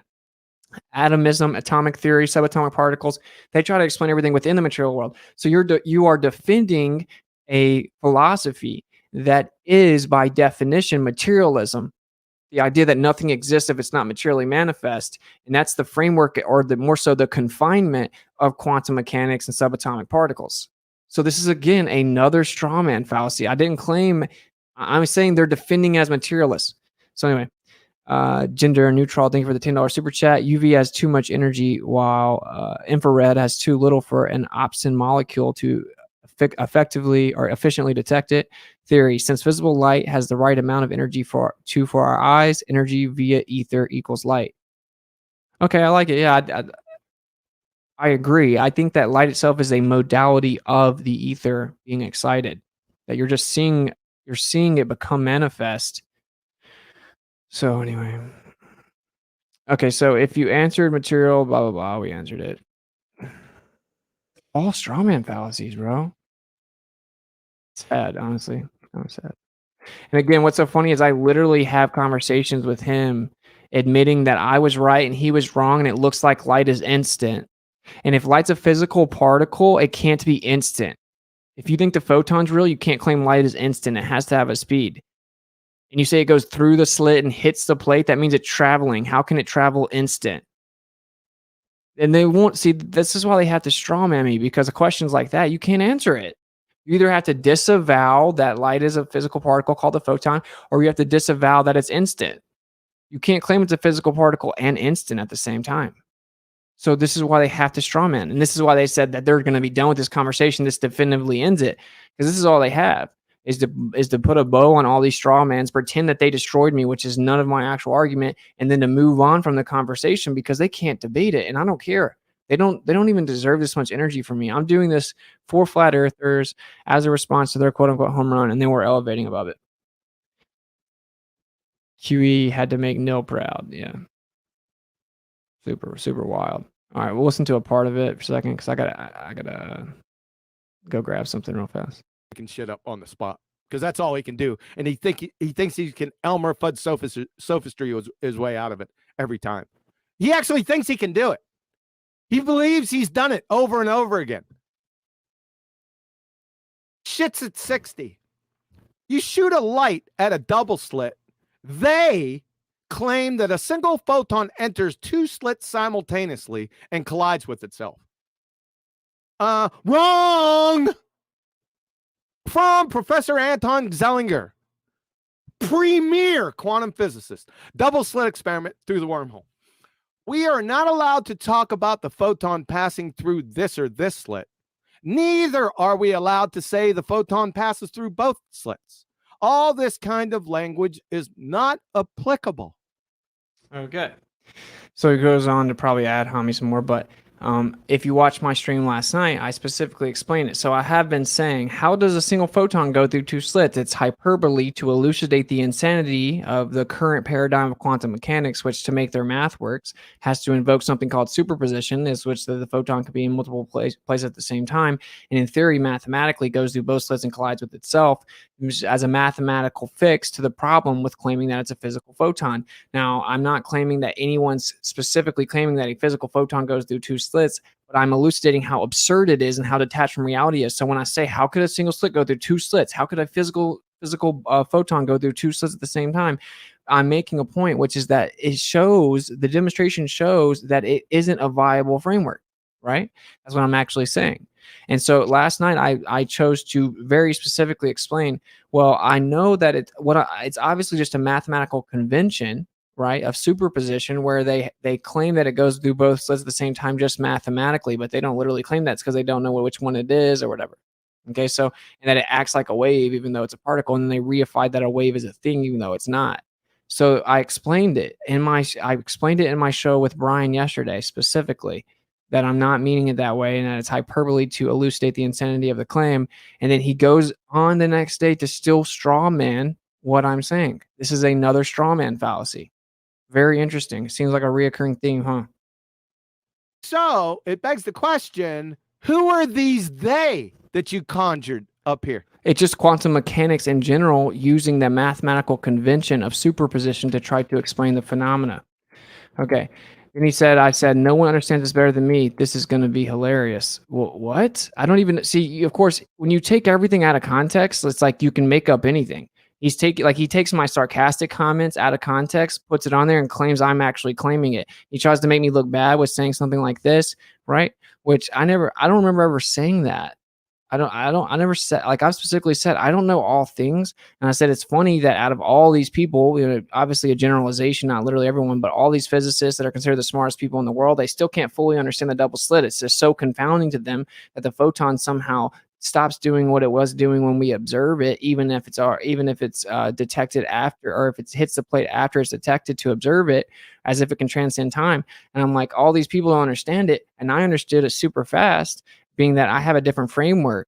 So it's not that I even specifically said, I'm not claiming that it's not that I'm some type of genius or anything like that. I'm just saying that it's the framework, right, of knowing that, well, what light is already there, right? And all you're doing is disturbing what's already there. And so that explains the whole observation. So this is another straw man. He left out what I was actually saying on purpose. Shit's at 16. So Nathan tried to stop him. Then he says here, you're under the impression that a single impact happens. You actually think that there's just one at a time. Then afterwards, it was told that there's an actual demonstration, literally thousands in the foundations of hundreds of industries and technologies, that single photon impacts in the description box of every single video of Nathan's for nearly the life of the channel. And then he quotes me, there isn't a single photon impact. Okay, you don't actually shoot a single photon. Listen carefully, you don't actually isolate a single chunk at a time. Ladies and gentlemen, if this isn't willfully blind, fanatical religious zealotry, then what is it? Yeah, okay, this is the truth. They can't actually verify that one photon gets shot out at a time. I've read many high-level papers about it. It's just they try to narrow it down to where they assume that it's one, and then they have a single interaction, meaning that they have a single interaction. They think, okay, well, one photon shot and hit the plate. Right? That's what they think, but that's not actually in any way proving that a single photon got shot out like a BB gun and then went and hit the plate, right? So that's the whole point. Again, this is another straw man fallacy. Well, just intentionally taking it out of context, which is, yeah, that's right. You cannot verify that a single photon got shot without reifying that the photon itself exists, without reifying the photon physically travels from point A to point B once you shoot it out, and that it goes, hits the plate, and then what you see on the plate is the impact of a physical photon. That's called a reification fallacy. This is so easy. He does. Here's another quote. Electrical field theory, like the double slit theory of the physical photon. Now, there's no context here, so I have no idea what I was actually saying. Electrical field theory, like the double slit theory of the physical photon.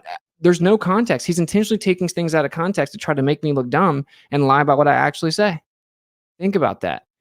A new perspective says quantum embarrassment. Here, let me make my man a moderator. Okay, so yet another in a long list of incoherent fallacious juxtapositions from something you just made up. There is no double slit theory. So you conjure horseshit to somehow provide juxtapositional validity to your electrical field theory that doesn't and never existed either. Okay, so actually, electrical field theory does exist. If you don't know what electrical field theory is, I'm sorry. Maybe you need to go read Steinmetz and Oliver Heaviside and stuff like that. But anyway, what I'm saying is like when I say like the double slit theory, if I said that, all I would be saying is like basically the interpretation of double slit, all of them all assume that the light travels from point A to point B, right? And so it's like the theory of light traveling from point A to point B, and specifically as a physical particle, right? All these theories are hypothetical explanations to explain the double slit, all presuppose and reify, assuming that very base assumption or presupposition that the light's physically traveling. That's what I'm actually saying. And so if I'm saying like, if you want to compare like that assumption with the ether, right, then you have two different interpretations, and one actually makes sense and is viable. The other one has to go into woo-woo. Oh, it's like the photon was sentient. Oh, it transcends time, all this stuff, right? So that's the actual argument. This is once again a straw man fallacy. It's crazy. Electrical field theory. Shits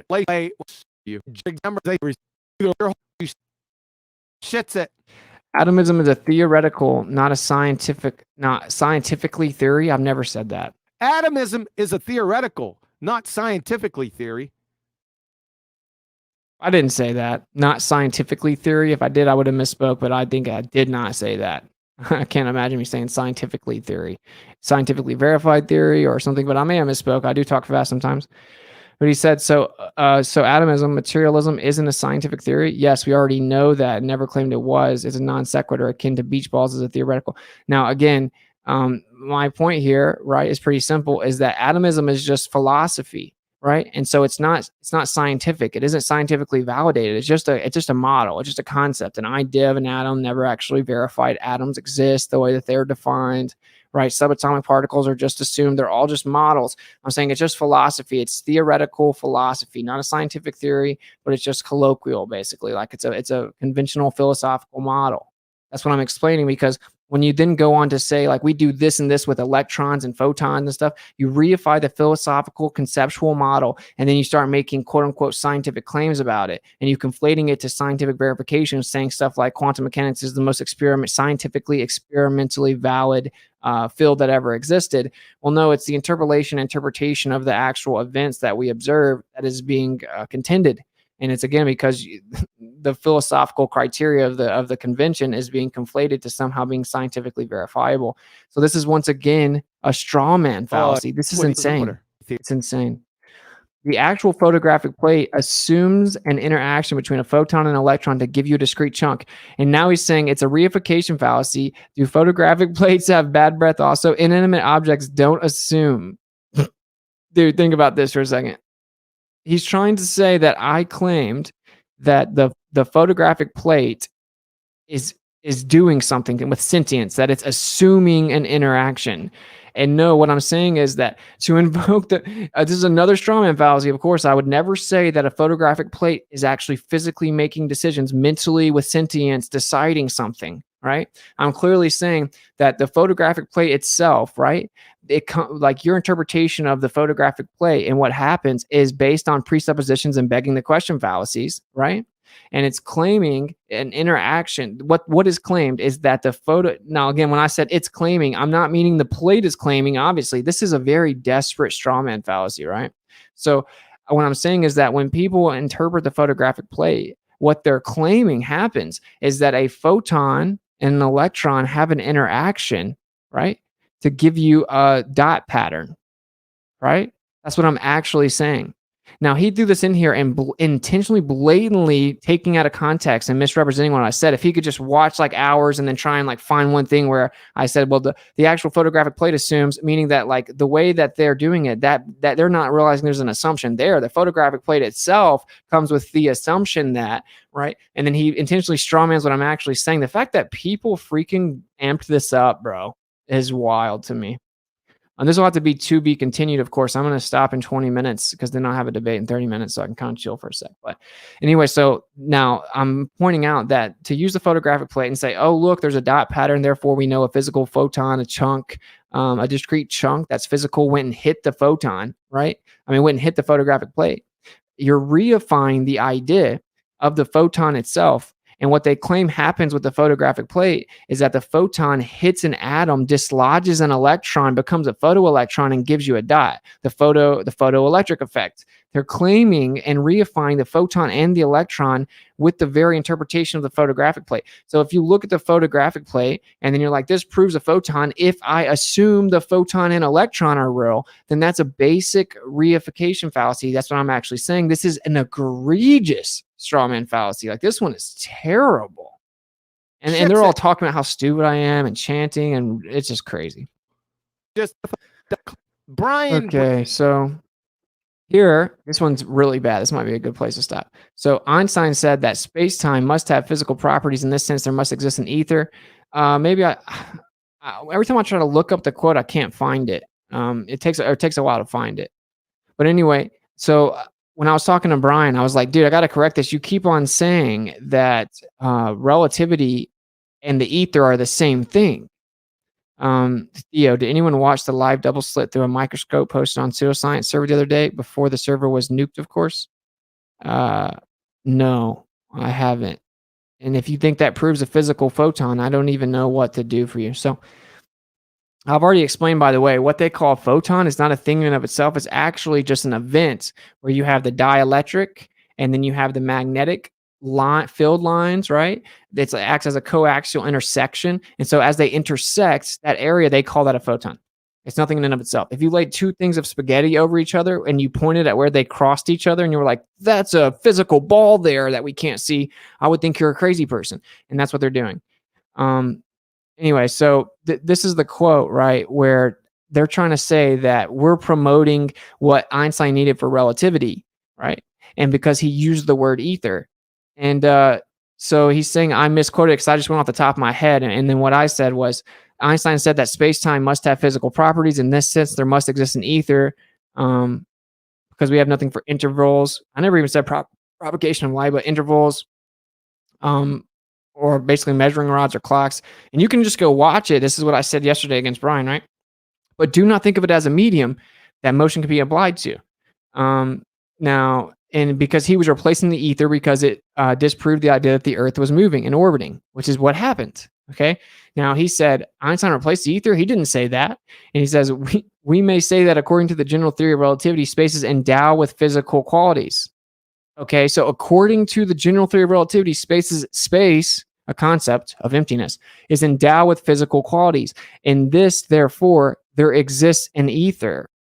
According to the general theory of relativity, space without ether is unthinkable. For in such, go down, dude. It's a bunch of chanting. For in such, whatever, there not only would be no propagation of light, but also no possibility of existence for standards of space and time, measuring rods and clocks, nor therefore any space-time intervals in the physical sense. But this ether may not be thought of as endowed with the quality of characteristic of ponderable media, as consisting of parts which may be tracked through time. The idea of motion may not be applied to it. Oh, sorry, I wasn't showing it. May not be applied to it. So I didn't misquote the point, right? You understand that? I didn't actually misquote the point. Hey, it's okay to be asked a question without assuming intentions. It's very interesting demonstration, regardless of one's position. All right, thank you for the super chat. I'll check it out. I don't know where it's at. If you want to drop the link in here or something, if you said the server's been deleted, no one's going to be able to find it. I haven't seen it. It could be interesting. I'm down to see it. That sounds cool. Okay, so anyway, so this is the point. They're trying to say that we're defending relativity by defending the ether. Now, this is what I'm about to say is objective. Okay, the ether of electrical field theory that existed at the time claimed that ether was a medium with substantive qualities, and you could apply motion to it. And in fact, motion within it causes the physical manifestation of electricity and magnetism, and that electrostatics was the ether under strain. And there's a resonance within. Now, this is what now Tesla would say that there was a life-giving force called the prana, which is what moves within that ether and blah, blah, blah, and that it gives you the physical manifestation. The point is that it was considered a medium with substantive qualities. Now, when that was just assumed for electrical field theory, that's how they had come up with everything they knew about electricity at the time. Then they went into Michelson-Morley, and then using that framework, right, which is why it's called detecting the motion of the earth through the ether, then they didn't get a phase shift where they should have seen some type of difference based on the orbital claim of the earth being 30 kilometers a second of movement. They should have seen some type of difference that they didn't see. So then Einstein came up with special relativity. Under his own admission, he came up with relativity. He started thinking about special relativity in response to Michelson-Morley, under his own admission. And I also quoted yesterday in the conversation with Brian when I corrected this, which is that Einstein himself said, if Michelson-Morley had not brought us into embarrassment, serious embarrassment, no one would have even considered the theory of relativity as a halfway redemption. They literally brought that in to try to explain it. They had to do away with the medium and then claim that there's nothing there but space and time. And it's just concepts, obviously, but that we need some type of physical property. So we're going to say space and time has the physical properties. So he's saying in the sense that there is physical properties in this other realm, we'll say, then there exists in ether, but just in that way, right? He objectively replaced the ether. They're literally just lying. They're lying. And his whole argument is, he didn't say there must exist. I misphrased it. And I called it a citation, but really I was paraphrasing. Yeah, I was going off the top of my head, pointing out the important parts that you guys still don't understand. And his argument is that he ends up contradicting himself down in the thing. That's his argument. So the whole point is, this is objective. And this just goes to elucidate. They will never admit it. This is ego and pride, and they will lie until the end. All right, and then we'll end right here. He's clearly saying, this may not be thought of as endowed with the quality characteristic of ponderal media, as consisting of parts which may be tracked through time, and the idea of motion may not be applied to it. This is antithetical to the ether that was postulated. Okay, he's claiming that there has to be something because of propagation of light and blah, blah, blah. That's what he's claiming. And they're claiming that light can propagate by itself or whatever. Now, obviously, I again am saying that light does not propagate in the literal physical application of the word, that it travels from point A to point B. It's just how we quantify illumination of the movement of what is already there.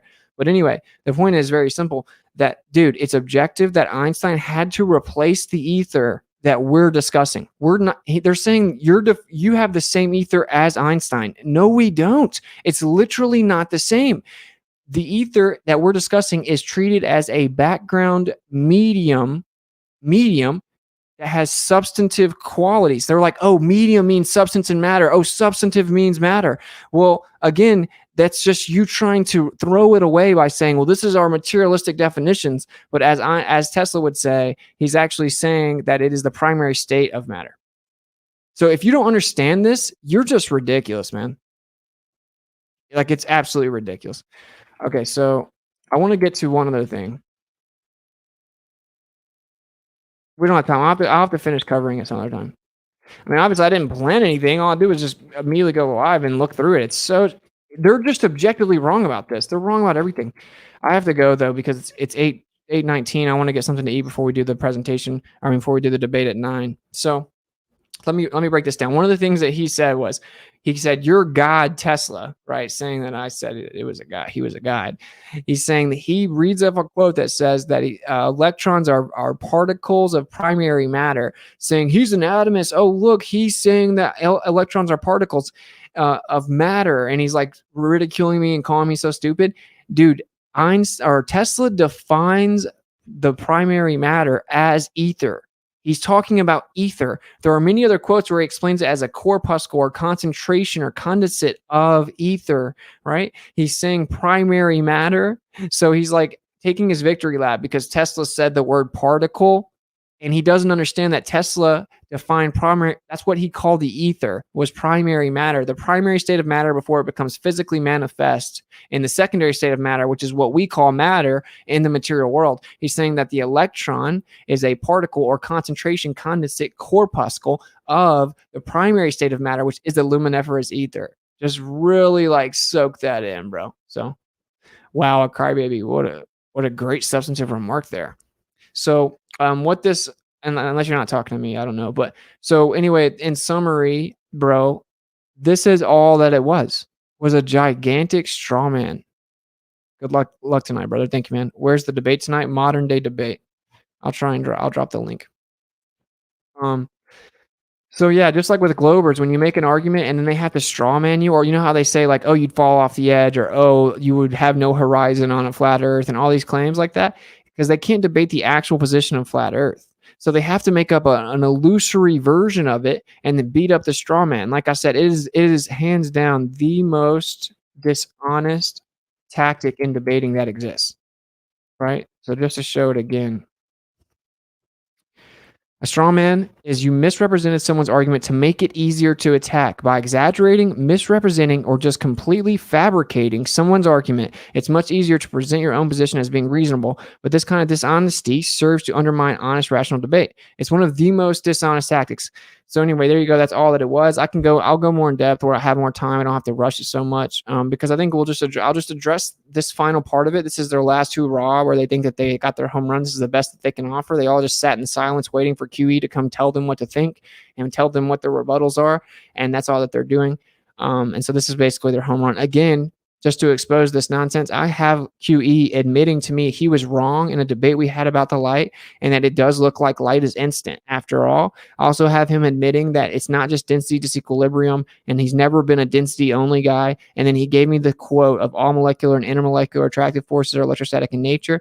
And he said, wear a tie and ASOM, saying that this would really help you out. I think Karen B just dropped the debate. So you guys want to come support us, that'd be great.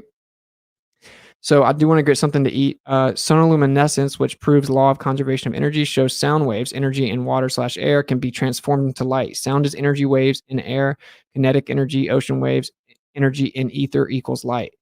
Yeah, I don't necessarily disagree with how you're phrasing it. Thank you for the $20 super chat, gender neutral. That's like your third one. It's greatly appreciated.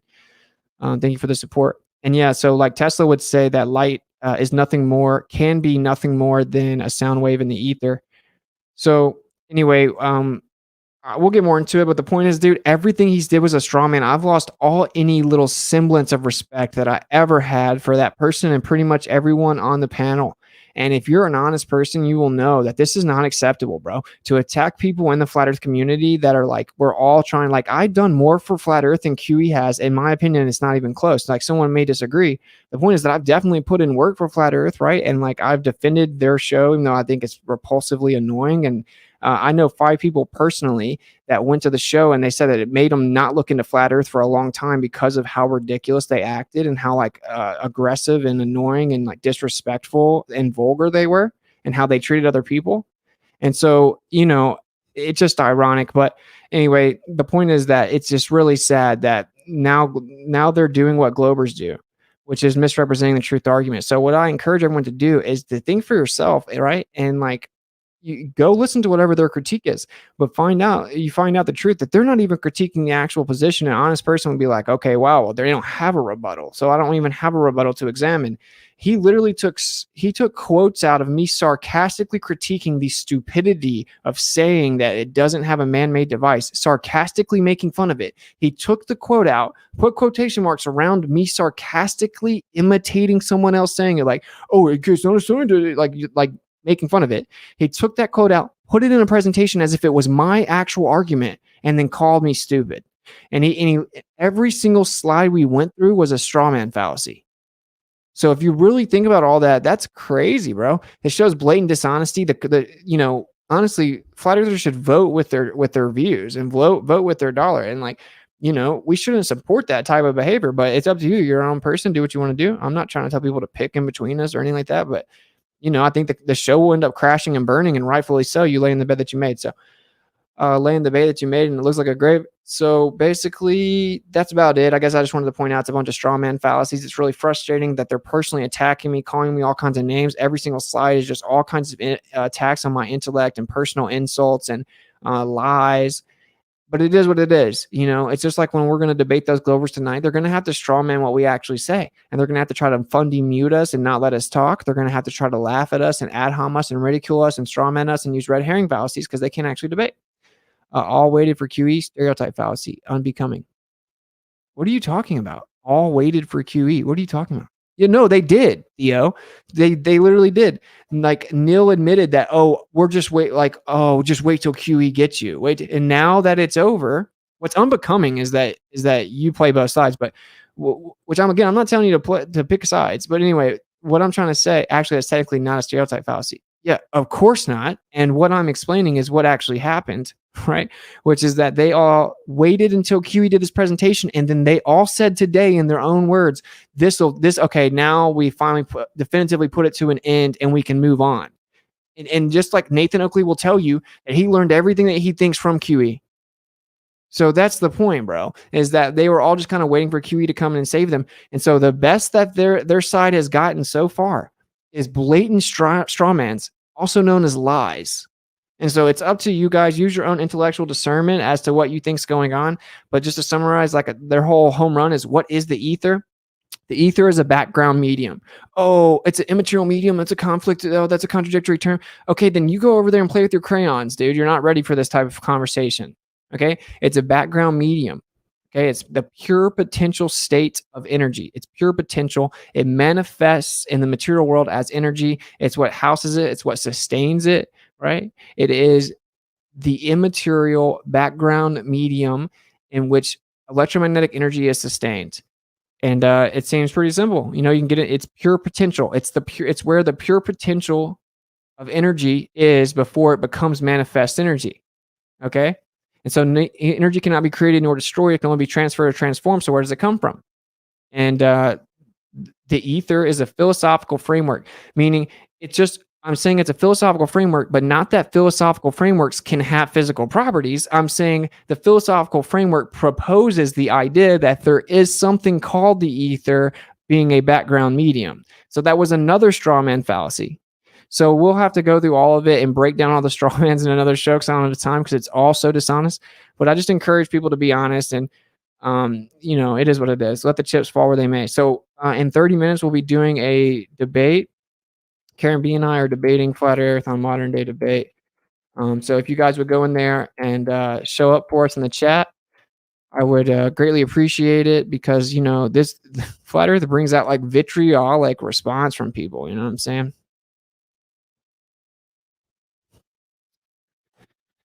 So, yeah. And anyway, so it would be cool. And it's up to you guys if you want to believe it. By the way, he point blank said that photons and electrons are real, right? And he said they just are. You can't question them. They're just real. So like I told everyone, and all the other people on FED were waiting for QE to tell them because they didn't know for sure. So now they'll claim it. To claim the photon, you have to claim the electron, and you have to claim that a photon hits an atom and dislodges an electron, exchanges energy to it to dislodge it. Right. And then it transforms into a photoelectron, morphing with it. And that's what gives you the interaction of the photoelectric effect, that a physical photon hits the atom and dislodges an electron. That's like the literal claim. And so when you look at the little dot pattern and you just assume that that's what's happening, that doesn't prove that's what's happening. So that's pretty much goes on. So in summary, basically, this idea of the quantum definition of light comes from Einstein himself, and the heliocentric model needs a physical photon traveling from point A to point B so they can have relativity, to have an absolute frame of reference for everything to be relative to. They claim the speed of light, which is not true. And I'm claiming light does not travel. And whenever you quantify the rate of induction, it's not a speed as in travel from point A to point B. You're quantifying the rate in which you perceive the illumination of what is already there. So there you go. There's a whole bunch of other straw mans. Like I said, we'll have to cover it later. But thank you guys for kicking it. You can go support us. I wasn't going to do an after show, but this would be a ton of things at this point, like this, and then the debate, and then an after show. I may, but no promises. So we may do an after show. And yeah, so thank you guys for kicking. If you want to support the channel, it's $WHATSIT on Cash App. Putting both sides of task, not the same as playing. Okay, yeah, it's all good, man. It's all good. But you're not actually talking about the substance of my argument. So, but thanks for the super chat. So, if you want to support the tour, if you want to support the channel, $WHATSIT on Cash App, you can go to paypal.me/inaworld, or you can also send it to whatsit@protonmail.com on PayPal or Zelle. And you can also sign up and become a member, linked below in the description. And that will be greatly appreciated. Each level of the Miswits have a different perks. So yeah, it should be cool. You can also go to patreon.com/whatsit. So any and all support is greatly appreciated. We have lots of stuff coming. Hope you guys come check out the debate. It should be cool. And until then, seek and speak truth unequivocally. The weak find contentment in the consensus of ignorance. So intelligent people don't care what dumb people think. Informed people don't care what ignorant people think. And strong people don't care what weak people think. And whenever they revile you for his name's sake, rejoice, for they did it to all the prophets before you. See you guys in about 30 minutes. Peace out.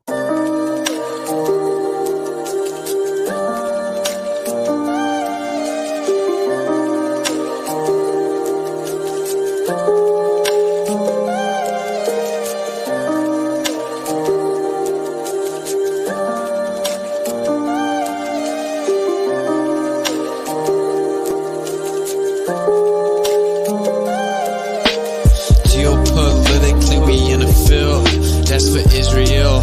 Wonder, is it real? Rappers acting say they high, say they simple pills. Glorify suicide so they get the deals. Big pharma set it up, had to flip the pills. Control the music industry until the scripts get filled. Geopolitically, yeah, we in the field. That's for Israel. Wonder, is it real? Took the way you saw the world, then distorted it. Now you think you wanna rock that twirl somewhere orbiting. Theories disproportionate, the truth distorted quick with a forceful grip. They force a simple that we absorbing quick. Took the people's signature that mean extorted it. They forging it. If news ain't cause informants who informing them. There's a surplus, but they tell us there are shortages. Credit economy mortgages, dollar that's supported with empty fortresses. But what's important is this, we porting ships important. Yes, of course it is, but extortion is in accordance with an assortment list of foreign tricks. We ignoring which informing this, informing this. It looked like we were snoring tricked. Pedophilia and the government endorsing it. Yeah, eugenics is exactly what abortion is. You just vilify those insubordinate. Way to matrix engineer, that's unfortunate. Geopolitically, we in a field. That's for Israel. Wonder, is it real? Rappers acting say they high, say they simple pills. Glorify suicide so they get the deals. Big pharma set it up just to flip the pills. Control the music industry until the scripts get filled. Geopolitically, yeah, we in a field. That's for Israel. Wonder, is it real?